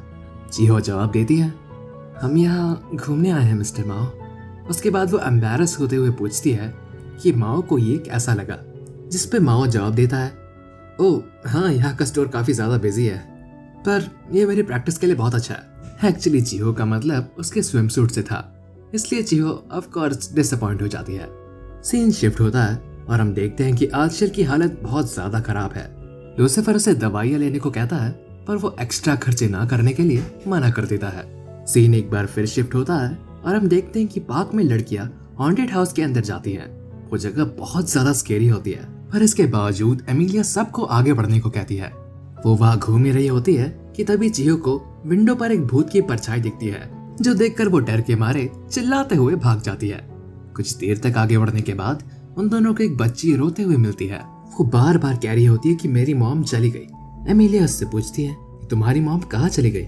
जिसके बाद वो बच्ची रोते हुए पीछे देखती है और कहती है, मेरी मॉम आ गई। जब सुजने और एमिलिया सीलिंग की तरफ देखते हैं, उनके ठीक ऊपर एक घोस्ट होता है। जिसके बाद वो दोनों भी डर के मारे चिल्लाते हुए हॉन्टेड हाउस से भाग जाते हैं। वो तीनों बेंच में बैठे होते हैं, जिसके बाद वो फैसला करते हैं कि वो रेप्टाइल एग्जीबिशन में जाएंगे। चिहो कहती है, मुझे छिपकलियां पसंद नहीं, पर अब तो अंदर जाना ही होगा। जिस पे अमीलिया एग्री करते हुए कहती है कि उसे भी छिपकलियां घिनौने लगती है। जिसके बाद सुजुनो कहती है, मैंने सुना यहाँ काफी तरह के रेप्टाइल्स हैं, आई होप वो खाने लायक हो। चिहो ये सुनकर शॉक में रह जाती है। सुजुनो कहती है, वो काफी बढ़िया होती है, मैंने काफी बार टेस्ट करी है, पर जब मैंने पहली बार उन्हें खाने की कोशिश करी थी वो बहुत अजीब लग रहे थे। मेरे दोस्त ने कहा था कि लिजर्ड्स बहुत टेस्टी होते हैं। वो काफी टेस्टी थे। मेरे हिसाब से वो सबसे बेस्ट डिश है टेस्ला। इससे पहले कि सुजुनो अपनी बात खत्म कर पाती, एमिलिया उसका मुंह बंद कर देती है और कहती है, तुम पागल हो गया, तुम उसको एंटेस्ला के बारे में क्यों बता रही हो। जिसके बाद वो तीनों एग्जीबिशन के अंदर चले जाते हैं। और दूसरी तरफ हम देखते हैं मैकडॉनल्ड्स की मैनेजर माओ को पार्क के अंदर फूड डिलीवरीज करने को भेजती है। तीनों लड़की एग्जीबिशन में मजे कर रही होती है। तभी एमिलिया एक वर्कर से टकरा जाती है और हम देखते हैं कि उसकी चाबियां नीचे गिर जाती है। उसके बाद तीनों लड़कियां एग्जीबिशन में घूमती है। तभी एमिलिया सुजुनो से पूछती है, तो तुमने इनमें से कितने खाए हैं। सुजुनो कहती है, अब बस भी करो, उन्हें जिंदा रहते हुए कौन खाता है। तभी हम देखते हैं कि एमिलिया को वहां झाड़ियों में छुपा हुआ एक छोटा सा बंदर मिलता है। उसे देखकर एमिलिया कहती है कि ये कितना क्यूट है। और तभी वो बंदर चिहो पे चढ़ जाता है। दूसरी तरफ हम देखते हैं माओ काम कर रहा होता है। तभी उसे सुनाई देता है, सादाओ सादाओ किधर हो। माओ पीछे मुड़ के कहता है, हाँ क्या हुआ। और तब हमें पता चलता है कि उस बंदर को एक आदमी ढूंढ रहा है और उस बंदर का नाम भी साडाओ है। दूसरी तरफ वो लड़कियां उस बंदर को लेकर घूम ही रही होती है कि माओ और वो आदमी उस बंदर को ढूंढते ढूंढते वहां तक पहुंचते हैं। अपना नाम सुन के वो बंदर तुरंत अपने मालिक के पास चला जाता है। चिहो उसे कहती है, ओह तो तुम्हारा नाम साडाओ है। सुजुनो कहती है, साडाओ क्या तुम गुम हो गए थे। उसका मालिक जवाब देता है, हाँ साडाओ का लड़कियों के पास रहना बहुत पसंद है। एमिलिया पीछे से कहती है, लगता है साडाओ को बड़े वाले पसंद है। ऑब्वियसली वो तीनों साडाओ को छेड़ रहे होते हैं। साडाओ चिल्ला कर कहता है, अबे तुम लोग बस करो यार। सीन शिफ्ट होता है और हम देखते हैं कि एग्जीबिशन में क्रोकोडाइल्स की केज खुली होती है और कुछ क्रोकोडाइल्स वहां से निकल जाते हैं। थोड़ी देर बाद तीनों लड़कियां स्विमिंग पूल जाती हैं। वहां सब मजे कर ही रहे होते हैं कि उन्हें एक चीख सुनाई देती है। जी हाँ, वो क्रोकोडाइल्स पानी के अंदर घुस जाते हैं और सभी लोग डर के मारे वहां से भागने लगते हैं। तभी हम देखते हैं कि वहां पर माओ आ जाता है और लोगों के डर को अब्सॉर्ब करके मैजिक गेन कर लेता है। माओ की प्रेजेंस को महसूस कर सुजुनो कांप जाती है, पर माओ मैजिक की मदद से कुछ स्पेल्स बोलता है और उन क्रोकोडाइल्स को पानी से बाहर बुला लेता है। सुजुनो सोचती है, मैं समझ नहीं पा रही, मैजिक को अपने फायदे के लिए इस्तेमाल करने की जगह वो इंसानों की मदद क्यों कर रहा है। इन सब के बाद सब कुछ ठीक हो जाता है और माओ के काम से उसके मैनेजर काफी खुश होती है। जिसके बाद तीनों लड़कियां वापस घर लौट जाती हैं। चिहो कहती है, आज का दिन बहुत अच्छा था, मुझे तुम लोगों के साथ बहुत मजा आया। एमिलिया और सुजुनो दोनों कहती हैं कि उन्हें भी काफी मजा आया। घर लौटते वक्त सुजुनो को ट्रेन स्टेशन पे एक अजीब सा आदमी दिखता है जिसके सफेद पंख होते हैं। आंखें झपकाते ही वो आदमी वहां से गायब हो जाता है। सीन शिफ्ट होता है जिसमें लूसीफर माओ से मैजिक के बारे में पूछता है और माओ बताता है कि कह सकते हैं मुझे मैजिक मिला पर नहीं मिला। उसी समय आलचेल मरी हुई हालत में बाथरूम से निकलकर कहता है, लूसीफर की बकवास पर कभी यकीन नहीं करना चाहिए, मुझे माफ कर दीजिएगा सर सेटन, मैं आपकी मदद के लिए भी नहीं आ पाया। हम देखते हैं कि लूसीफर के लिए एक डिलीवरी आती है। आलचेल कहता है, जब मैं बाथरूम में था तूने क्या कांड किया। और बात खत्म कर पाने से पहले ही उसे दोबारा टॉयलेट जाना पड़ता है। आशिया चिल्ला रहा होता है क्योंकि उससे पेट में बहुत ज्यादा दर्द हो रहा होता है। वो कहता है, माफ कर दीजिए मिस सेटन, मेरी इतनी बुरी हालत हो गई है कि मैं अब शॉपिंग तक नहीं जा सकता। साडाओ कहता है, चलो फ्राइड राइस बना लेता हूँ। बहुत बहुत शुक्रिया सर सेटन, मैं सच में किसी भी काम का नहीं। तभी बाहर से बेल बजती है। बाहर से डिलीवरी वाला कहता है, आपके लिए स्पेशल पैकेज है। डिलीवरी मैन अपनी ट्रक के साथ चला जाता है। साडाओ को डिलीवरी के साथ एक लेटर मिलता है जिसमें हमें पता चलता है कि वो डिलीवरी लैंडलॉर्ड यानी कि मिकेटी की तरफ से है। मिकेटी उस लेटर में बताती है कि उसको हवाई में बहुत सारी कमाल की चीजें मिली। वो साडाओ से पूछती है कि क्या वो नेबरहुड एसोसिएशन में जो समर बाजार लगा है, क्या वो ये सब सामान वहां जाकर बेचने में मदद कर सकता है। सब शांत हो जाते हैं। तभी लूसीफर कहता है, मैं मदद नहीं करने वाला। हम देखते हैं कि सुजुनो ये सब सुन रही होती है। तभी हम सुजुनो के फ्लैशबैक में देखते हैं वो हुड पहना हुआ बंदा सुजुनो से कहता है, तुम चर्च से हो क्यों, है ना? इसके बाद सीन चेंज होता है और हम सुजुनो का पास देखते हैं एंटे इस्लाम में। दो आदमी एक दूसरे से बात कर रहे होते हैं और सुजुनो उन पर नजर रख रही होती है। सीन चेंज होता है और हम देखते हैं कि कुछ लोग मिलकर एक विलेज को सैक्रिफाइस करने का प्लान बना रहे हैं। तभी डोर खोलकर सुजुनो अंदर आती है। एक एक करके सभी गिरने लगते हैं। तब हमें पता चलता है कि सुजुनो ने उन सभी की वाइन में जहर मिला दिया था। उनमें से एक आदमी पर जहर का असर थोड़ा लेट होता है, इसलिए उस आदमी को सुजुनो खुद ठिकाने लगाती है। इसके बाद सीन चेंज होता है जिसमें ऑल्बा और सुजुनो एक साथ होते हैं। ऑल्बा सुजुनो से कहता है, ये लो खून पोंछ लो, जिसके बाद वो उसे एक रुमाल देता है। सुजुनो ऑल्बा से सवाल करती है, सेटन के खिलाफ हमारे नाइट्स एक साथ काम नहीं करते, पर इसमें चर्च की ही तो गलती है। आखिर कोई भी कॉम्प्रोमाइज क्यों नहीं करना चाहता? ऑल्बा जवाब देता है, जो ऑर्डर्स मिले हैं उसका पालन करो, बेकार के सवाल पूछने की कोई जरूरत नहीं। ये लो हेरेटिक्स को मारने की अगली लिस्ट। इसके बाद हम देखते हैं कि सुजुनो अपने रूम में कहती है, अंत में दुनिया को बचाने वाली अमीलिया ही निकली, ना कि हम। इसके बाद सीन चेंज होता है और चिहो चांद सैडाओ के घर आई होती है। वो सबको गुड मॉर्निंग विश करने वाली होती है, लेकिन तभी उसे वो सारे डब्बे दिखते हैं, जिसे देखकर वो दंग रह जाती है। चिहो उनसे सवाल करती है कि ये सब क्या है। सैडाओ जवाब देता है, ये सब सामान हमारी लैंडलॉर्ड ने भेजा है। वो चाहती है कि हम शॉपिंग आर्केड के समर बाजार में ये सारी चीजें बेचें। आलशेल बाहर आके सबसे कहता है, मुझे माफ कर दीजिए, मेरी हालत ऐसी है इसलिए मैं किसी की मदद नहीं कर पा रहा। वो आगे बढ़ने की कोशिश करता है, लेकिन उसका घुटना एक बॉक्स से टकरा जाता है, जिसके कारण वो सारे बॉक्सेस आलशेल के ऊपर गिर जाते हैं। लूसीफर कहता है कि अमीलिया भी आ रही है, इसलिए सैडाओ उससे सवाल करता है, क्या तुम्हें कैसे पता? लूसीफर जवाब देता है, जब वो पिछली बार आई थी मैंने उसके पर्स में एक ट्रैकर लगा दिया था। सैडाओ तुरंत डोर खोल के देखता है, तब पता चलता है कि अमीलिया सैडाओ के घर नहीं बल्कि सुजुनो से मिलने आई थी। जिसके बाद वो सभी मिलकर वो सारे बॉक्सेस अनबॉक्स करते हैं। सीन चेंज होता है और सभी समर बाजार सेटअप कर चुके होते हैं। सैडाओ सबसे कहता है, ठीक है तो मैं चलता हूँ, मेरी नाइट शिफ्ट है। सुजुनो कुछ सोच रही होती है, तभी ऊपर से एक वाइट फेदर गिरता है। इसके बाद सीन चेंज होता है और हम देखते हैं कि सुजुनो उस हुड वाले बंदे के साथ बैठी होती है। वो बंदा उससे कहता है, इससे पहले कि डेविल अपनी मैजिक रिगेन करे, अपने मिशन को जल्द से जल्द पूरा करो। ज्यादा सोचने की जरूरत नहीं है, तुम पहले भी बहुत लोगों का खून कर चुकी हो। इसके बाद सीन चेंज होता है और हम वापस से सुजुनो का पास देखते हैं। सुजुनो छुपकर चर्च के लोगों की बातें सुन रही होती है। जिसके बाद हम देखते हैं कि वो एक बिल्डिंग के ऊपर चढ़ी हुई होती है और सोचती है, ये इंस्टीट्यूशन हमेशा से ऐसा ही रहा है। वो चोट खाने से डरते हैं, शर्मिंदगी से डरते हैं, दूसरों के हाथ खून से रंगवाते हैं और सारा क्रेडिट खुद ले लेते हैं। मैंने खून कभी इसलिए नहीं किया क्योंकि मैं चाहती थी। जिसके बाद वो हुड वाला आदमी उससे कहता है, मैं एक और बार कहता हूँ, जो मिशन तुम्हें मिला है उससे पूरा करो। जिसके बाद सुजुनो फैसला कर लेती है और कहती है, उससे मैं ठिकाने लगाऊंगी। इसके बाद सीन चेंज होता है और हम देखते हैं कि आलशेल का पेट दर्द और भी ज्यादा बढ़ जाता है। आलशेल हॉस्पिटल जाने से इसलिए मना करता है क्योंकि वहां पर बहुत ज्यादा खर्चा होगा, पर लूसीफर आलशेल को पूरी तरह इग्नोर करता है और एक प्राइवेट एम्बुलेंस बुला लेता है। एमिलिया और चिहो सुजुनो को ढूंढ लेती है। जिसके बाद वो तीनों अपने अपने घर वापस जा रहे होते हैं। सुजुनो अचानक से रुकती है और कहती है, तुम्हें सैडाओ से दूर रहना चाहिए। चिहो को पता लगता है कि सुजुनो भी एंटे इस्ला से है। सुजुनो उन दोनों से कहती है, मैंने इस बारे में बहुत सोचा, हमें सैडाओ को खत्म करना होगा। चिहो सवाल करती है कि ये तुम क्या बकवास कर रही हो। जिसके बाद सुजुनो जवाब देती है, तुम्हें याद है सारे कस्टमर्स मैकडॉनल्ड्स की तरफ खींचे जा रहे थे जैसे ही सैडाओ ने वो टाना बाटा ट्री लगाया। क्या तुम इसका मतलब जानती हो? एमिलिया जवाब देती है, उसने मैजिक का इस्तेमाल किया क्यों, है ना? चिहो कहती है, हाँ एक तरह से वो चीटिंग है, पर सुजुनो कहती है, बात वो नहीं है, क्या गारंटी है कि वो अपने मैजिक का और खतरनाक इस्तेमाल नहीं करेगा। एमिलिया जवाब देती है, क्या तुम्हें सच में लगता है कि वो एक पार्ट टाइम जॉब करके इस दुनिया पर राज कर सकता है? सुजुनो जवाब देती है, हाँ पर डीमंस बहुत समय तक जीते हैं, क्या पता वो क्या करने का प्लान कर रहा हो। हम वैसे भी अलग अलग दुनिया से हैं, मैं तुम्हारी मेमोरी इरेज करके जापान में सारे एंटे इस्ला के सुराग मिटा दूंगी।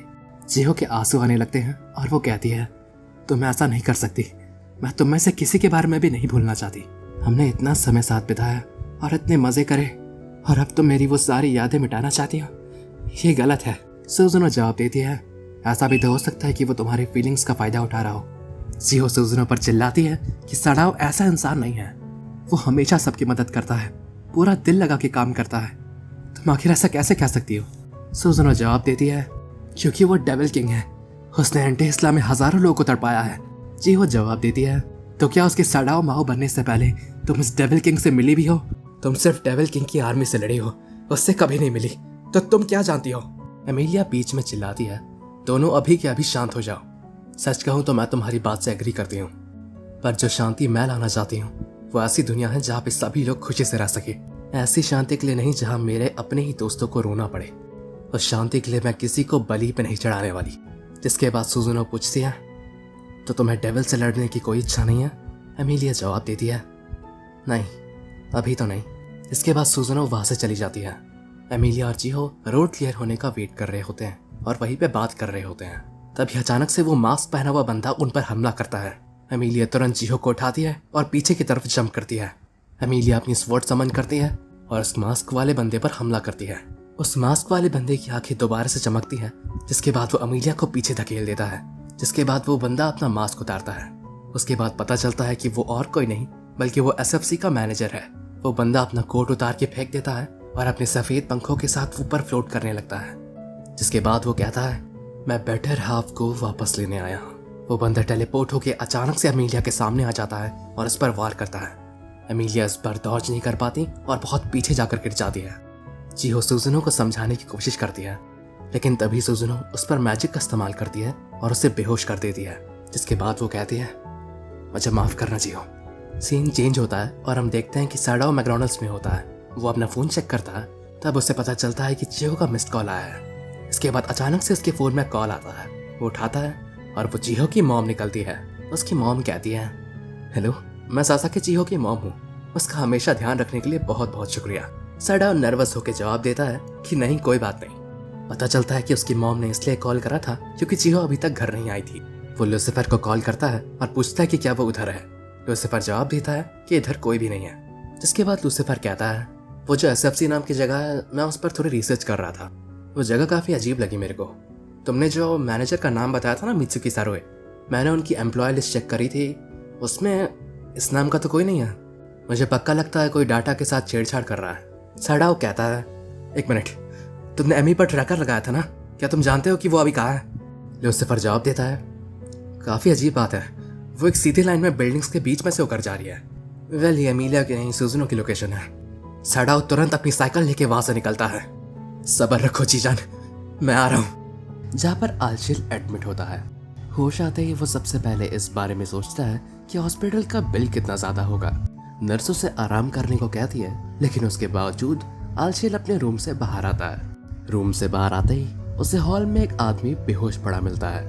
आलचिल जब उसके पास जाकर चेक करता है तो पता चलता है कि वो आदमी एक पुलिस वाला है।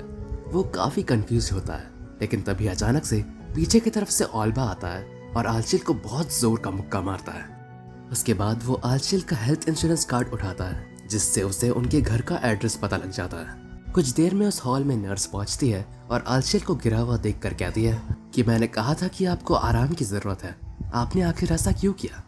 और दूसरी तरफ हम देखते हैं कि सैडाओ फुल स्पीड में अपनी बाइसाइकिल चला रहा होता है और कहता है, मेरा इंतजार करना जीजान, मैं आ रहा हूँ। इसके बाद सीन चेंज होता है।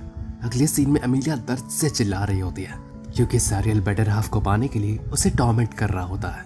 जिसके बाद सारियल कहता है, शांति से हार मानकर मुझे बेटर हाफ दे क्यों नहीं देती? एमिलिया जवाब देती है कि वो समन ही नहीं हो रही तो मैं क्या कर सकती हूँ? मैं तो कहूंगी कि वो तलवार ही तुम्हें नहीं अपनाना चाहती। सारियल जवाब देता है, स्वर्ग के कानूनों के हिसाब से एक सीक्रेट स्वॉर्ड कभी इंसानों के हाथों में होनी ही नहीं चाहिए, तो उसे वापस लाना मेरा फर्ज बनता है। एमिलिया सारियल को बुरा भला कहती है, जिसके बदले में सारियल वापस से उसे टॉर्चर करने लगता है। दूसरी तरफ सैडाओ एकदम फुल स्पीड में साइकिल चलाते हुए आ रहा होता है और वो पहुंचने ही वाला होता है, लेकिन तभी वो किसी अदृश्य चीज से टकरा जाता है। पता लगता है कि वहां पर किसी ने बैरियर बना रखा है। सैडाओ बैरियर से टकरा गया, ये चीज सारियल सेंस कर लेता है। जिसके बाद वो कहता है, लगता है एक पिल्ला अपना रास्ता भटक गया है, हमें अपने मेहमानों का स्वागत करना चाहिए और इस काम के लिए तुमसे बेहतर कोई नहीं। क्या मैंने सही कहा ना क्रिस्टीना बेल? अगर डेविल की ताकत को अभी देखा जाए तो तुम उसे अकेले ही हरा सकती हो। इसके बाद सुजुनो अपने बाल खोलती है और अपने हथियार के साथ बिल्डिंग से नीचे कूद जाती है। वो अपने मन में कहती है कि प्लीज मेरी मदद करो, मैं अब किसी की भी जान नहीं लेना चाहती। सीन शिफ्ट होता है सैडाओ की तरफ। अपने मैजिक का इस्तेमाल करके सैडाओ उस बैरियर को डिस्ट्रॉय कर देता है, लेकिन उसी के साथ सुजुनो नीचे पहुंचती है। लेकिन लैंड करते वक्त वो साथ ही सैडाओ की साइकिल भी बर्बाद कर देती है। सैडाओ अपनी साइकिल को लेकर रोने लगता है, लेकिन उसको इग्नोर करते हुए सुजुनो उस पर हमला करना शुरू कर देती है। सैडाओ सुजुनो से बचते हुए पीछे हटता है और कहता है कि उसे सिर्फ 1 मिनट चाहिए, जिसके बाद सैडाओ अपने कपड़े उतारने लगता है। सुजुनो शर्माते हुए नीचे की तरफ देखती है और कहती है कि ये क्या हरकत है, जिसके बाद सैडाओ बड़े बैडास तरीके से वॉक करते हुए आता है और कहता है मैकडॉनल्ड्स में हमें जो यूनिफॉर्म दिया जाता है वो लोन पर होता है, तो अगर उस यूनिफॉर्म को कुछ भी हुआ तो पे मुझे करना पड़ेगा और मेरे पास इतने पैसे बिल्कुल नहीं है। सुजुनो सैडाओ पर वार करती है, जिससे सैडाओ का अपर भी उड़ जाता है। सुजुनो कहती है कैसे ठरकी हो। सैडाओ जवाब देता है पर ये तो तुमने किया। इसके बाद सुजुनो सैडाओ पर हमला करती है, लेकिन सैडाओ वापस हमला नहीं करता, जो देखकर सुजुनो वहीं रुक जाती है। सैडाओ उठकर कहता है अगर तुम्हारा हो गया तो मैं जाता हूँ, मुझे जियो को बचाना है। सुजुनो सैडाओ को बताती है कि वहां ऊपर आर्क एंजल सारियल है और ये भी कि अगर सैडाओ इस तरह गया तो वो पक्का मारा जाएगा। जवाब में सैडाओ कहता है मैं अपनी जूनियर को इस तरह नहीं छोड़ सकता और मेरी मदद तो तुम भी चाहती हो, क्यों है ना? सुजुनो पूछती है किस लिए? सैडाओ जवाब देता है कि मैं सारियल के ठिकाने लगा दूं, जिसके बाद सैडाओ निकल पड़ता है। सीन चेंज होता है लूसीफर की तरफ। बेल बजती है और उसे लगता है सैडाओ होगा, लेकिन दरवाजा खोलने पर पता चलता है कि वो ऑल्बा है। ऑल्बा कहता है क्या तुम स्वर्ग में वापस जाना चाहते हो? अगर हाँ तो मेरे साथ चलो। जो सुनकर लूसीफर एक स्मर्क देता है। सीन चेंज होता है सारियल की तरफ। सारियल कहता है अगर इतना टॉर्चर करने के बाद भी तलवार तुमसे अलग नहीं हो रही तो लगता है मुझे तलवार को सीधा तुम्हारे शरीर से निकालना होगा। जिसके बाद वो अमीलिया के शर्ट के बटन खोलने लगता है। कुछ समय में हम देखते हैं कि सैडाओ वहां तक पहुंच जाता है। सैडाओ सारियल से कहता है कि मेरी जूनियर को इस तरह डराने के लिए मैं तुम्हें माफ नहीं करने वाला। सारियल जवाब देता है इतने कमजोर शरीर के साथ तुम आखिर क्या कर लोगे?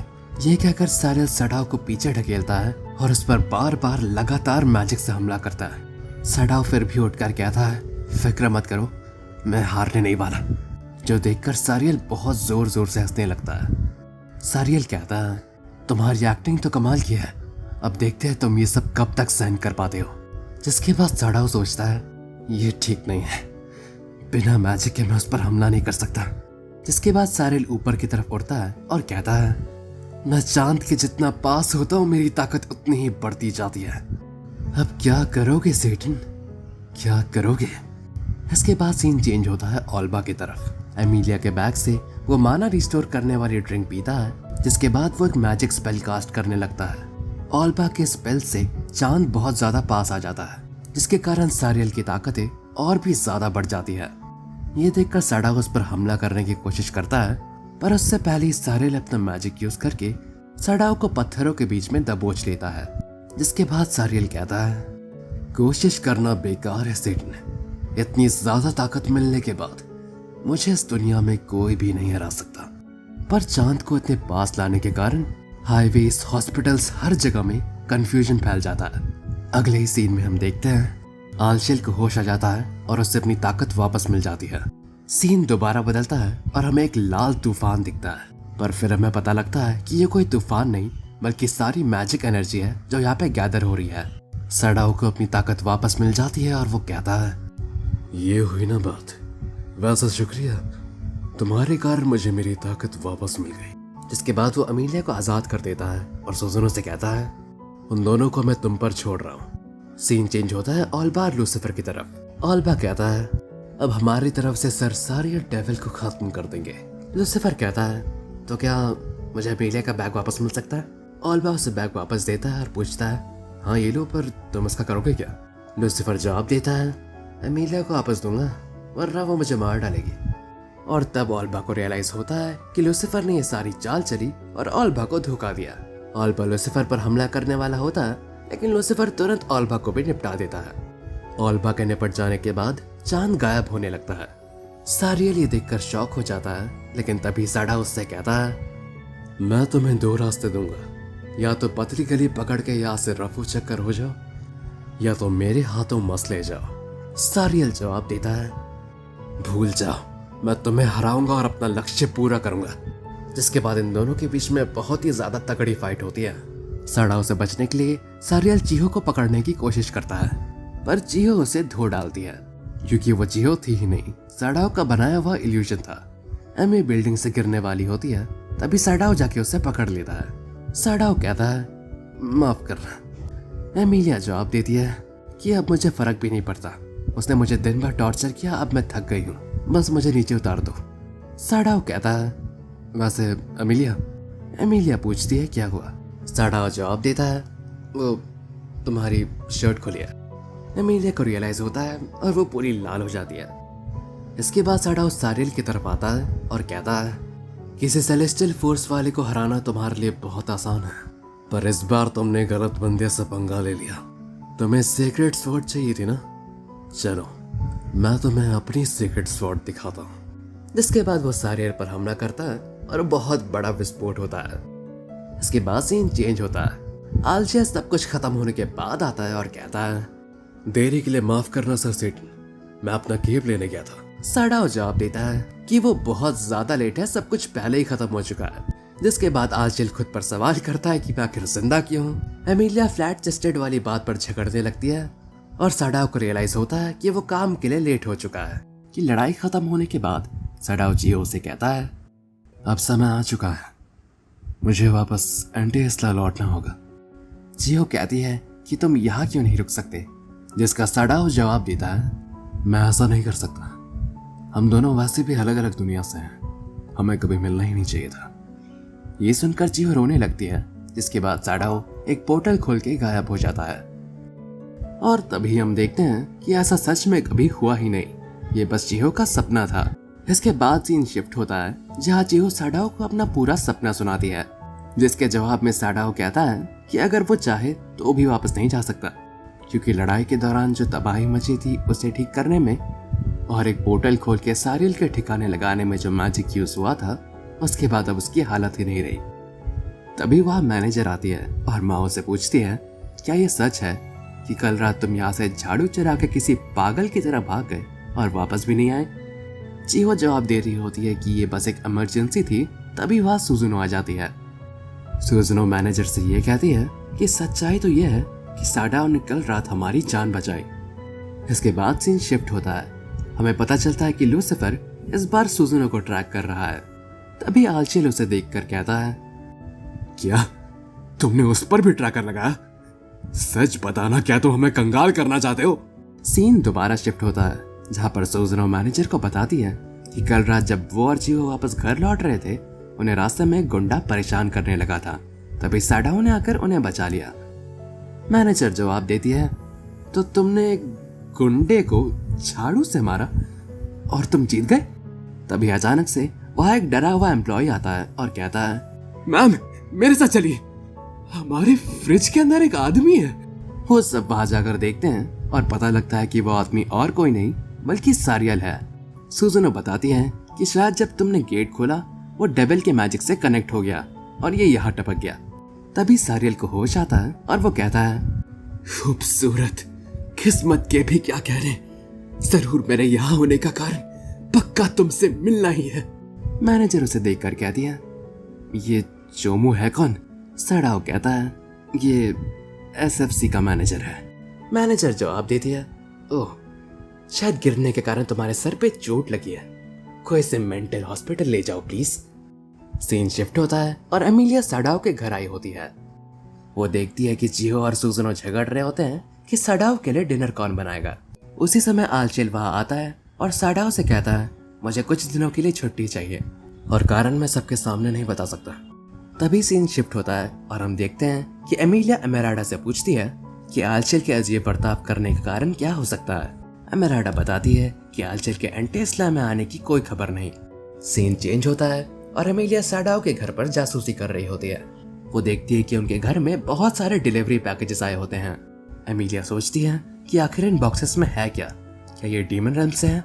वो एक बार फिर एमेराडा को कॉल लगाती है, लेकिन वो उसे बताती है कि वहां से ऐसा कुछ नहीं हुआ है।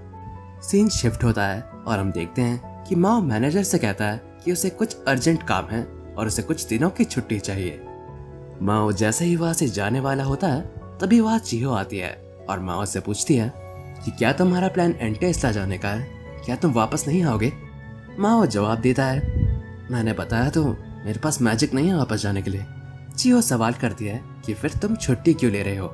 सडाओ कहता है वो मैं तुम्हें नहीं बता सकता। सीन शिफ्ट होता है और हम देखते हैं कि एमिलिया और चीहो माओ का पीछा कर रहे होते हैं, जिसके बाद माओ एक कंस्ट्रक्शन साइट के अंदर चला जाता है। एमिलिया कहती है कि क्या यहाँ पर डेविल अपना कैसल बना रहा है, तो चीहो कहती है नहीं, उसके पास इतने पैसे नहीं है, वो शायद यहाँ पर काम कर रहा है। लेकिन काम करते वक्त माओ उन्हें देख लेता है। सडा उन दोनों को बताता है कि मुझे पैसों की जरूरत थी ताकि मैं उन ट्रैकिंग डिवाइसेस के पैसे चुका सकूं। उन्हें खरीदने वाला और लगाने वाला लूसीफर था, एक तुम्हारी पर्स में लगा है और एक सुजुनो के सैंडल में।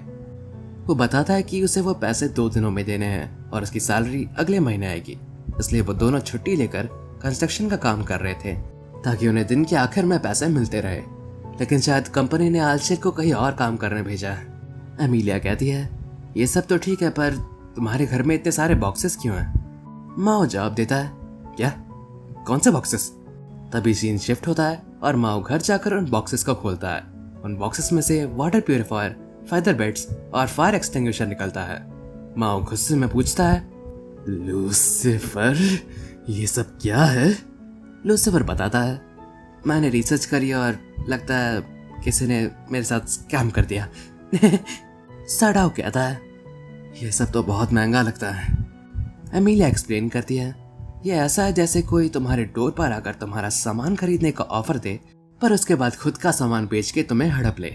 माओ गुस्से में पूछता है इन सब के कितने पैसे लगे। लूसीफर जवाब देता है बहुत, शायद जितने तुम 1 महीने में कमाते हो उतने। इसके बाद एमिलिया उस कंपनी की वेबसाइट देखती है जिसका नाम होता है डोलेक्स लाइफ इंटरनेशनल होल्डिंग्स। वो सडाओ को उन्हें कॉल करने के लिए कहती है। माओ उन्हें सामान रिटर्न करने के लिए कहता है, पर उसे वो सेल्समैन बताता है कि वो वाटर प्यूरिफायर टेस्टेड है और क्योंकि वो उसे यूज कर चुके हैं वो उसे वापस नहीं ले सकते और फायर एक्सटिंग्विशर ऑलरेडी इंस्टॉल हो चुके हैं, इसलिए उन्हें भी वापस लेना इलीगल होगा। सडाओ पूछता है पर तुम वो बेड्स तो रिफंड कर सकते हो ना। वो जवाब देता है हाँ, अगर वो अनयूज्ड हो तो। वो सेट में 7 बेड है ना। माओ जवाब देता है नहीं, 5। जिसके बाद वो जवाब देता है सॉरी सर, पर हमारी कंपनी सिर्फ 7 बेड्स का सेट बेचती है, अगर उससे कम है तो हम रिफंड नहीं करेंगे। जिसके बाद माओ गुस्से में फोन काट देता है। इसके बाद सीन चेंज होता है। माओ और एमिलिया उस कंपनी के ऑफिस खुद जाते हैं, पर वो जैसे ही वहां पहुंचते हैं दरवाजा आलशेल खोलता है, जो देखकर सडाओ चौंक जाता है। सडाओ पूछता है क्या तुम्हें एजेंसी ने काम करने यहाँ भेजा है। बाद में आलशेल कहता है अब समझ में आया मुझे फोन पर आवाज इतनी जानी पहचानी क्यों लग रही थी। 1 मिनट, तो क्या आप मुझे कह रहे हो कि मुझे यहाँ काम करने भेजा ताकि मैं लोगों को फंसाकर इस ठगने वाली कंपनी की मदद करूं। आलशेल ये बोल ही रहा होता है कि वहां उस कंपनी का सेल्समैन आ जाता है। वो कहता है क्यों ना हम शांति से इस बारे में बात करें, हम आपको वही रूल्स बता रहे हैं जो हमने कॉन्ट्रैक्ट पर लिखे थे, आपने खुद इस पर साइन किया है तो ये स्कैम नहीं हुआ। सडाओ कहता है कमीने तू स्मार्ट बन रहा है क्योंकि तुझे लगता है हम कुछ कर नहीं सकते। वो जवाब देता है मैंने तुम्हें डिफेक्टेड चीजें नहीं दी, तुम इस बारे में कंप्लेन नहीं कर सकते और हमारे बीच एक लीगल कॉन्ट्रैक्ट साइन हुआ था, पर अगर तुम चाहो तो हम इस मामले को दूसरी तरह भी निपटा सकते हैं। जिसके बाद एमिलिया, सडाओ और आलशेल वहां से चले जाते हैं। आलशेल कहता है शायद हमें पुलिस के पास जाना चाहिए। एमिलिया जवाब देती है नहीं, वो हमारी मदद नहीं करेंगे, हमारे पास कोई प्रूफ नहीं है कि एक स्कैम था। सडाओ कहता है अब हम आखिर उससे पैसे कैसे देंगे। आलशेल जवाब देता है मुझे माफ करना सर, उसका गार्डियन होने के नाते ये मेरी भी गलती है। एमिलिया कहती है गार्डियन, 1 मिनट, लूसीफर कितने साल का है, एंटी इस्ला की नहीं, यहाँ की एज में। सडाओ जवाब देता है शायद मैंने उसकी एज 18 लिखवाई थी। एमिलिया जवाब देती है तो शायद एक ट्रिक काम कर सकती है। इसके बाद एमिलिया माओ को गवर्नमेंट के ऑफिस ले जाती है, जहाँ वो बताते हैं क्योंकि लूसीफर एक माइनर है और सडाओ उसका गार्डियन, वो उस कॉन्ट्रैक्ट को ओवरराइड कर सकता है, जिसका मतलब वो इस परचेज को रिफंड कर सकते हैं। इसके बाद हम सीन देखते हैं जिसमें उस सेल्समैन को वो सारे पैकेजेस वापस लेने पड़ते हैं। इसके बाद सीन एक आखिरी बार चेंज होता है, जहां आल्चर और माओ रेस्टोरेंट में खाने के लिए आए होते हैं। वो दोनों एक साथ कहते हैं, एक्सक्यूज मी, हमें एक कात्सुदॉन चाहिए।